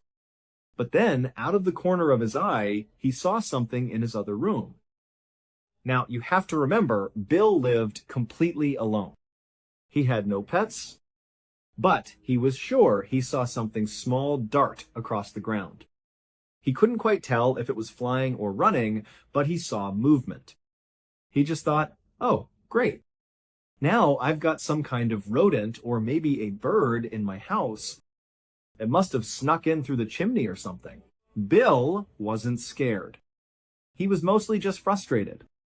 Now he had to deal with getting some animal out of his house. He put his food down, turned on all the lights, because he'd been watching TV in the dark, and started to search. He moved quietly, listening for any sign of it, any scurrying sounds, trying to figure out where the thing went. But he couldn't hear a thing. After searching for over an hour, he just gave up. He thought maybe I didn't even see it in the first place. Maybe my eyes were just playing tricks on me. Later that night, he was asleep in his bed when he suddenly woke up. He felt what seemed like a small creature running over the foot of his bed right across his feet. It was so distinct that it woke him up instantly. His first instinct was to pull his legs up to his chest, tucking them under the covers, just like anyone would do if some random animal ran across them in the middle of the night. He thought, great. This thing, whatever it is, it's probably a rat. And now it's in my bedroom, on my bed. He was more angry than anything else. This was the last thing he needed in the middle of the night. He flipped on the lights, ready to find this thing and get it out of his room. He searched everywhere. He looked under his dresser. He looked in the closet. He got down on his hands and knees and looked under the bed. He stopped every few moments to listen, but he couldn't hear any scurrying, nothing at all. He started to question himself again. Did I imagine that too? I mean, I thought I saw something dart across the room earlier when I was watching TV. And just now, could that have just been part of a dream? He wasn't fully awake when it happened. He woke up to the sensation. So he started to convince himself that he was somehow creating this weird thought in his head. He probably didn't see anything downstairs, and he was probably just having a dream about a rodent in his house, and that's what made him think something had touched his feet. So he just told himself, all right, whatever, turned off the lights, and went back to bed. Bill managed to fall back asleep, but it wasn't for long. A short time later, he woke up again when his entire bed started shaking violently. He shot up, wide awake, and as soon as he was conscious, the shaking stopped. His first thought was that there was an earthquake. He jumped out of bed, looking around to see if things were going to start falling off the shelves. He ran to the window and looked outside, but he couldn't tell what was going on. He ran into the other room, and in his slight panic, he could tell that the shaking was completely gone. The house was totally silent. He went back to his bed and had a strange thought. Could I have somehow shaken the bed myself in my sleep? He had one of those huge, heavy four-poster beds. He was a big, strong guy, and he tried to move it himself, but he could barely make it budge. He had this distinct memory of the bed literally shaking back and forth. Now, this was the third strange thing that had happened, and he couldn't make sense of any of it. Being the pragmatic person he was, with no wild imagination to speak of, he decided to find a logical explanation. He thought, okay, let's find out if there was an earthquake. He went to his computer and started searching online for recent earthquake reports. He figured if it had just happened, the news would be breaking right then and there, some headline would pop up. But there was nothing. Not a single report. So he moved on to other possibilities. Okay, he thought, what other rational things could have caused my house to shake? He remembered that there was a military airbase a couple of miles from his house. He considered that maybe a fighter jet was taking off, and the sonic boom from it accelerating could have caused the vibration. He wasn't sure if that was it, but it seemed possible. Then he thought about all the oil rigs drilling in the area. Maybe there had been some kind of accident at one of them. He started researching recent accidents at local oil rigs. He was just desperately trying to find a rational scientific explanation for why his bed was shaking. He also couldn't stop thinking about the thing he thought he saw, the thing that touched his feet. He wasn't connecting the two events directly, but he had this unsettling feeling that either something was seriously wrong with him and he was losing his mind, or something really, really weird was happening on his property. As he was in the middle of this research, trying to find a logical answer, his internet connection went out. He tried troubleshooting it a few times, but he couldn't get it to work. So he had to call his service provider to see if they could fix it from their end. He got through to customer service, and someone picked up. They confirmed, "Yep, it looks like your internet is out. Let me fix that for you. I'm just going to put you on a brief hold." So they put him on hold.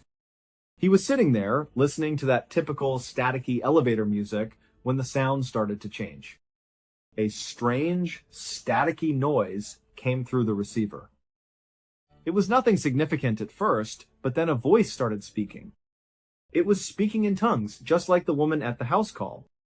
It was nonsensical language, and it sounded almost threatening. Bill was totally unsettled by this voice. It just went on and on. He'd been on hold for about 2 minutes now, just listening to this bizarre voice. He finally just hung up the phone. Just a few seconds later, his phone rang. It was the same customer service representative he had just been speaking to. The rep had a distinct accent, so Bill knew it was him. Bill asked, "Hey, was I just talking to you?" The customer service rep sounded a little flustered. He said, "Yeah, sorry about that, we got disconnected." Bill then asked, "Did you hear that voice? Did you hear that strange voice on the phone?" The customer service rep, who usually stuck to a script, seemed to deviate for a moment. He said, "Actually, yes, I did hear that." He went on to explain that he was trying to figure out how it was even possible because they used a very secure phone line to talk to customers. He said there was really no way for someone to block his ability to speak to Bill.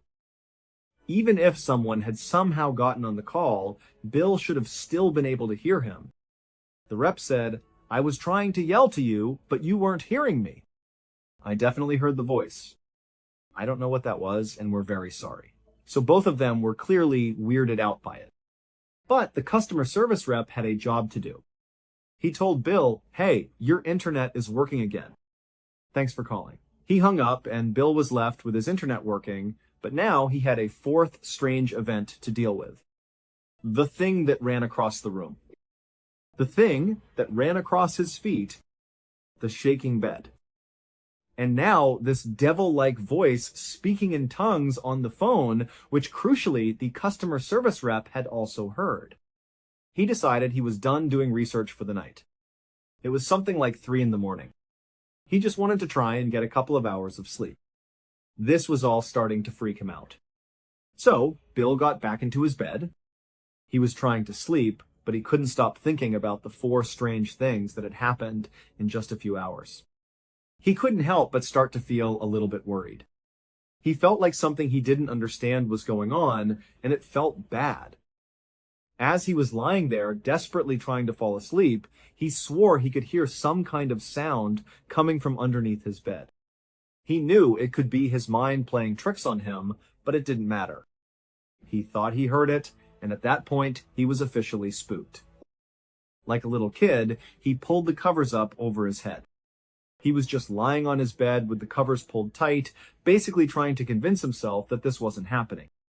"There's nothing under your bed, just relax." He had his legs pulled up near his chest, completely under the sheets. The way he was positioned was important. He had left a light on in his room, and the light was beaming down onto the sheet that was covering the upper part of his body. This created a little bit of light inside the cavern under his sheets. So, as he was holding the covers up over his head, trying to tell himself that nothing was going on, he looked down towards the foot of his bed under the covers, and he saw a hand. It was slowly reaching up from the side of the bed. It came up, and it sort of grabbed for his foot. It just missed, and then it retracted back out from under the bed. Bill literally leaped out of his bed. He flipped on every single light in the room and was now in absolute crisis mode. He immediately backed himself up against the wall. He didn't even want to look under the bed, but eventually he forced himself to. He kind of poked his head down and looked. There was nothing there. He searched his entire room again. There was no sign that anybody had been in there. And now he was at a loss. He had experienced so many strange occurrences, and none of them made any sense. He had no idea what to do next. Bill did not even attempt to go back to bed that night. He went downstairs, turned on every light in the entire house, and started drinking coffee. He was determined to stay awake. The next day, he just tried to have a normal day. He didn't want to think about what had happened the night before. He went to work like usual and didn't tell anyone about it. Again, Bill was a straight shooter. He wasn't about to be the former NASA robotics engineer who starts telling people about paranormal stuff happening in his house. He was doing everything he could to not think like that. By the end of the day, though, as he was getting ready to go home, he started to feel a bit of anxiety. He knew he would have to potentially face more of the strange things that happened the night before. He got home and immediately turned on all his lights. He was not about to sit in the dark. He was sitting in the same chair he always sat in, the one where he first saw that thing dart across the room. He was eating his microwave dinner and watching TV again with all the lights in his house blazing. He looked down for just a second to take another bite of his food. And when he looked back up, a bottle was flying through the air straight towards his head. He instinctively moved his head out of the way, and the bottle hit the wall right beside him. It was a glass bottle, and it shattered all over the ground. And at that exact moment, all the lights in the house went out. Bill ran to the closet where he knew he kept a flashlight. He opened the door, reached in for the flashlight, and as he was about to pull it out, he heard a loud slamming sound coming from the top of the closet. He had a couple of heavy boxes stored on the very top shelf. The sound was as if someone had lifted one of those boxes up and slammed it back down on the shelf. But obviously, he hadn't done it. It totally freaked him out. He grabbed the flashlight, shined it all around the closet. There was no one in there. There was nothing out of place. He backed out of the closet, and just then, the lights came back on. His heart was racing because he knew what had just happened. Someone, or something, had just thrown a bottle at his head. Something had just slammed a heavy box in his closet. He was in full panic mode. The only person he could think to call was his brother. He wasn't ready to go to the police. What would he even say? The things he would need to describe sounded completely nonsensical. But his brother Bob was also very rational, equally pragmatic in his approach to things. He called his brother and just said, "Get over here. I've got some weird stuff happening in my house, and I just need a sanity check." So his younger brother Bob came over. As soon as Bob got there, Bill didn't know how to start. He had never had a conversation about the paranormal with his brother before. So he just said, "All right, this is going to sound weird, Bob, but I need you to just go in this closet. Just go in the closet." Bob looked at him like he was crazy and asked what he was talking about. Bill just said, "Please just go in there. I'm going to shut the door, and I want you to just tell me what happens." Bob, seeing how distressed his brother was, agreed. "All right," he said, and he went into the closet. Bill shut the door behind him and just waited outside. After a moment, Bill called out to him, "Hey, turn off the light in there. There's a little pull string for a tiny light bulb." Bob turned off the light, and it was pitch black inside. Now, at the time, Bob would not tell Bill what happened to him in that closet. Mostly because, if you put yourself in Bob's shoes, he had no context for any of this. He had never experienced anything like it before. So, when things happened to him in there, he chalked it up to his own clumsiness. He was standing in the dark closet when he felt something hit his leg. He just thought, "Oh, I must have knocked into a pair of shoes or something. He just stood there, and then something hit him hard in the face. He thought, I must have hit something on the top shelf, and it fell and hit me in the head. But the two things happening back to back did unsettle him a little bit. He made a conscious decision not to tell Bill what had happened. He thought it would only feed into his brother's paranoia, and that wasn't what he needed right now. He opened the closet door, stepped out, and said, "You know what, Bill? Nothing happened in there. You've got nothing to worry about. There's nothing in here." He left, and Bill was left feeling kind of crestfallen. He felt like he hadn't done a good job of conveying to his brother just how serious the situation was. He felt out of his element and didn't know how to handle it. He had only one other person he felt comfortable talking to about this, mostly because the whole situation was just embarrassing for him. He was this esteemed former NASA employee.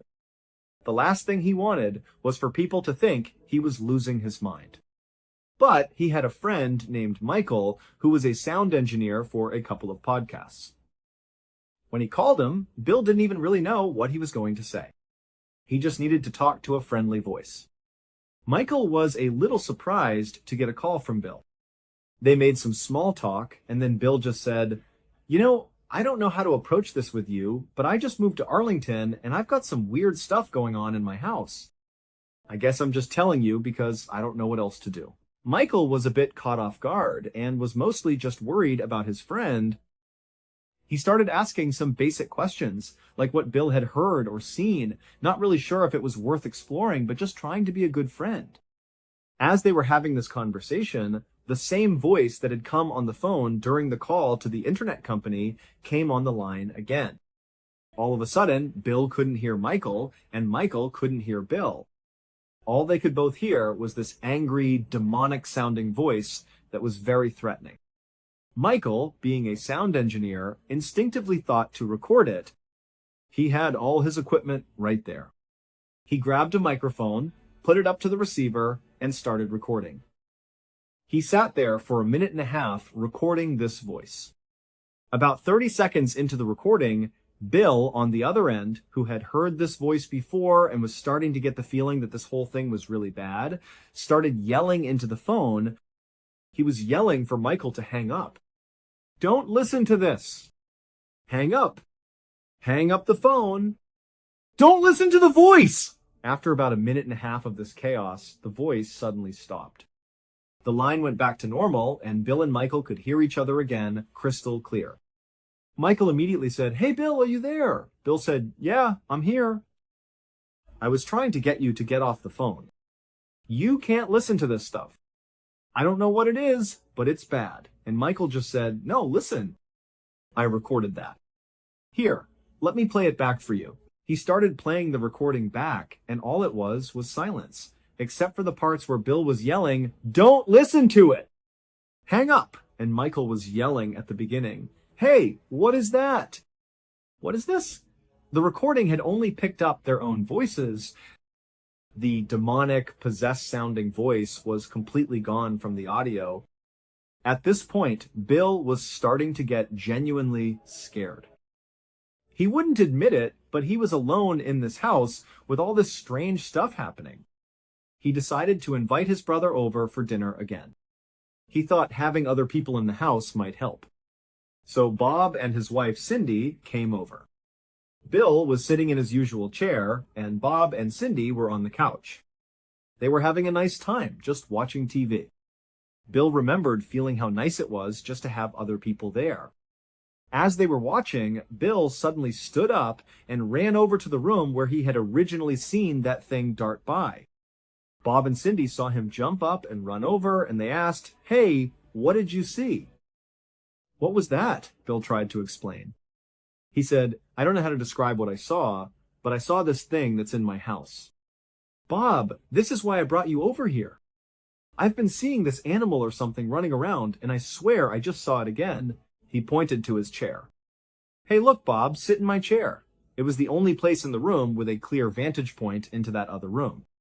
From the couch where Bob and Cindy were sitting, you couldn't really see into it.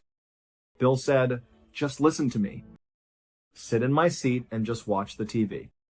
Don't pay attention to the room, just watch TV and see if something catches your eye. Maybe I'm seeing something totally rational, but something is happening. Just do what I was doing. Bob was skeptical, but agreed. All right, he said, and he sat in the chair. Bill sat down next to Cindy on the couch, and they all started watching TV again. After just a few minutes, Bob suddenly reacted, clearly seeing something in the other room. He jumped up and said, "Oh my God, what is that?" They all stood up, and Bill asked him, "Well, what did you see?" Bob was shaken. He said, "I don't know. It was like some kind of small animal or something, but it looked like it was on 2 feet. It didn't look like a 4-legged animal. That was a 2-legged animal." What was that? Now Bob was starting to believe. He was thinking about what happened to him in the closet, the things he didn't tell Bill about. Now this. He turned to his wife and said, "Okay, Cindy, you sit in the seat. You do this now." So Cindy sat in the chair, and Bill and Bob sat on the couch watching her. Sure enough, in just a matter of minutes, she saw it too. She saw something dart across the other room. Now, was she just jumping on the bandwagon because the other two saw it? Maybe. But she described the exact same thing they did, a small bipedal creature running through the dining room. The 3 of them turned on all the lights and started searching the entire house. They were determined to find this thing. They searched everywhere for hours, but they couldn't find a single trace of it. Finally, it was getting late, and Bob and Cindy knew they had to leave. They said, "Hey, Bill, I don't know what's happening in your house, but why don't you just come stay with us tonight? We have a guest room. Just crash with us, and you can come back in the morning and call animal control or whatever you want to do. You shouldn't be here alone tonight." In a way, Bill was actually happy. He finally had someone he trusted, his own family, who had confirmed that they were seeing the same things he was. It was terrifying to think there was some creature in his house, but at least he knew he wasn't losing his mind. Or if he was, at least other people were too. He was relieved. But he told them, "You know what? I'm not going to go with you. I don't want to just give up my house. What will I do when I come back if it just keeps happening? I don't want to just give up." So Bob and Cindy left, and Bill was alone again. But now he was determined. For the first time, he started looking up paranormal explanations for what was happening. He quickly realized that just searching for the paranormal online was useless. There were too many things, and it was impossible to tell what was credible and what wasn't. There was no fact-checking, just people posting stories. So he decided to change his approach. Instead of doing the research himself, he would find a paranormal investigative team, but he wanted a specific kind of team.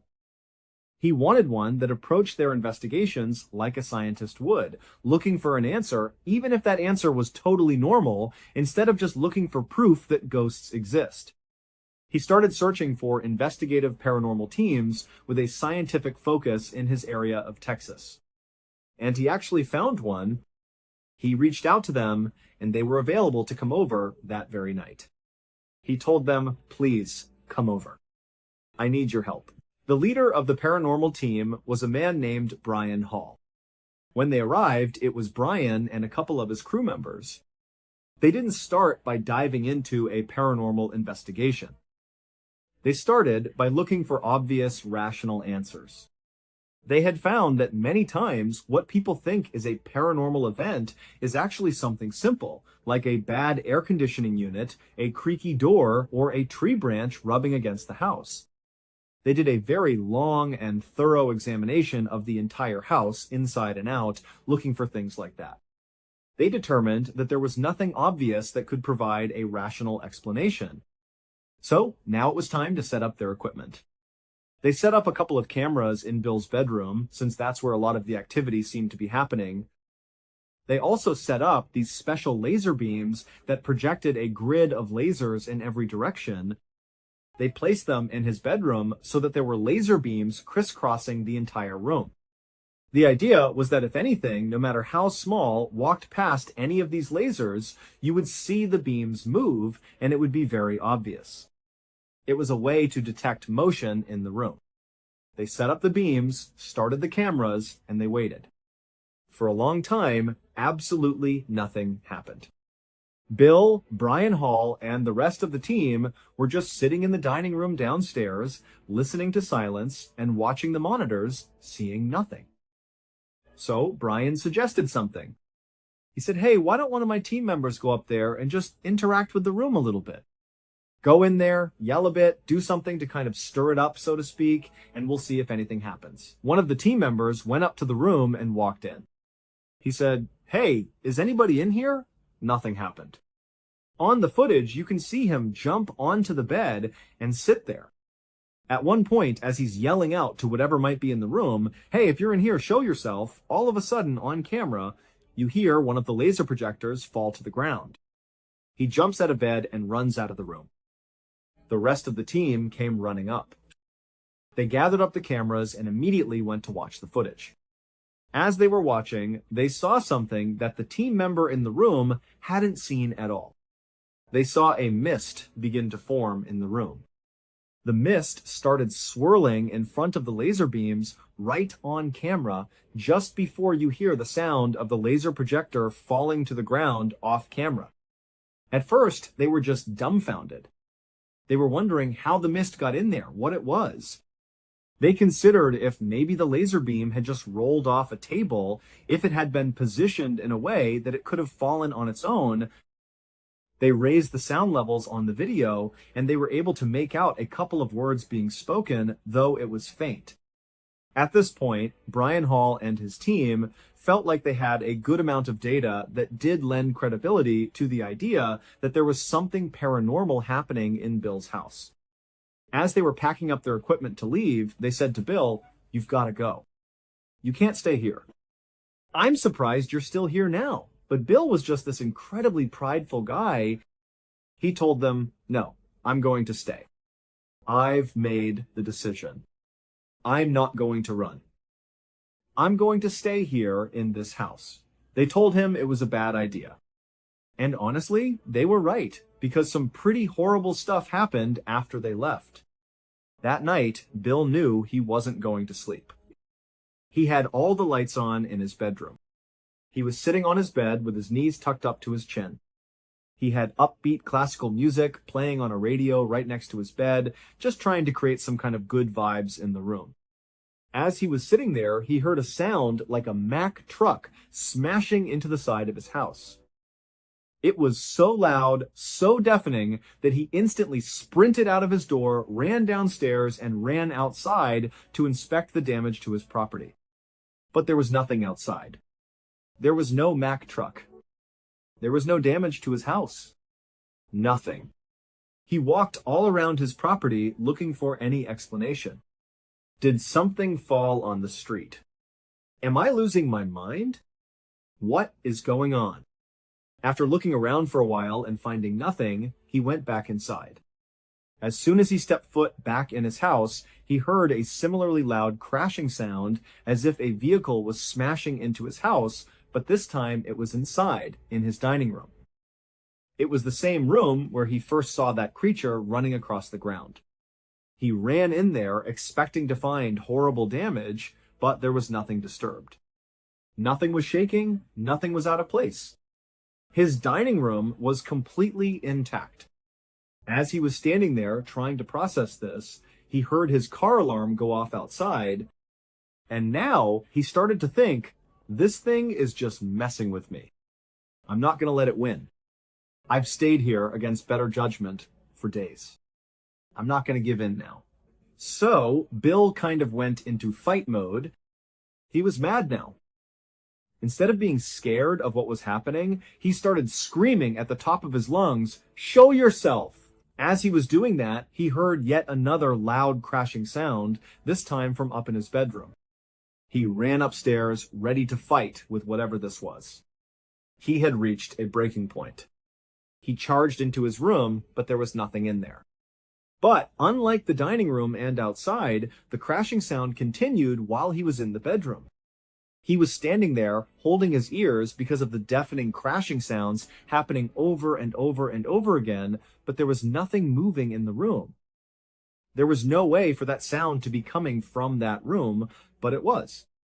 After what felt like an eternity of this horrible smashing sound, it just completely stopped. It was dead silent. Bill slowly lifted his hands off his ears. He looked around, expecting the noise to start again, but it didn't. There was just dead silence throughout the entire house. After a long while, when he still didn't hear anything, he got back in his bed. All the lights were still on, his radio was still playing. He tucked his legs up to his chin and was just holding himself, basically in the fetal position. At this point, he was petrified. He'd had his big moment of fighting back, but now he was thinking that this thing was just challenging him in return. It was basically saying, I can do whatever I want to you and you can't touch me. He was realizing that he might have just made things worse. He was sitting there, knowing he wasn't going to sleep. It was still the middle of the night, and he started to hear a noise. It sounded like shuffling feet. Something was moving around underneath his bed. As he was sitting on his bed, at the head of the bed near his pillow, with his feet tucked in, he looked towards the foot of his bed, and this huge, wide, 6-foot-tall black figure emerged. It was in a brightly lit room, but this figure was pure black. It emerged at the foot of his bed. It had this huge tooth coming out of its mouth. It got into this jerky, unnatural position and started moving towards Bill. It got right in front of him. It put its face right up against Bill's face, then it let out a grunt, and then it just disappeared. Bill continued to see this horrible black figure in his house. It continued to challenge him, but Bill stopped challenging it back. He started waking up with scratches on his chest. He was even hospitalized a couple of times, which prompted the hospital to do welfare checks on him. He was showing up with what doctors thought were mini heart attacks brought on by the extreme stress he claimed was from having this stuff happen to him. His family was incredibly concerned. It wasn't until Bill started doing some really aggressive research on demons that he read about exorcism. And he remembered. He remembered that when he showed up for that house call, a lot of the language he was hearing from that screaming woman, leave these people, leave this house, it sounded like an exorcism. He started to wonder, is it possible that the woman performing the exorcism knew that she needed to find another host for these demons? Did she plan it so that this water purification person would show up at exactly 5 p.m. so that she could be at the right point in her ritual to cast the demons onto him? He had 2 exorcisms performed on his own house, but it still hasn't stopped. To this day, he is still dealing with the paranormal activity in his home. When he's asked why he has never sold the house, he says that he couldn't live with himself if he ever put another person through what he has dealt with in that house. He feels a responsibility to contain it. He has lived in that house for over 18 years since these events began, enduring it all rather than passing the horror on to someone else. Thank you so much for watching. Let me know what you thought of today's episode in the comments. And remember, we have a whole playlist of true crime episodes ready for you to binge right now. Until next time, see ya.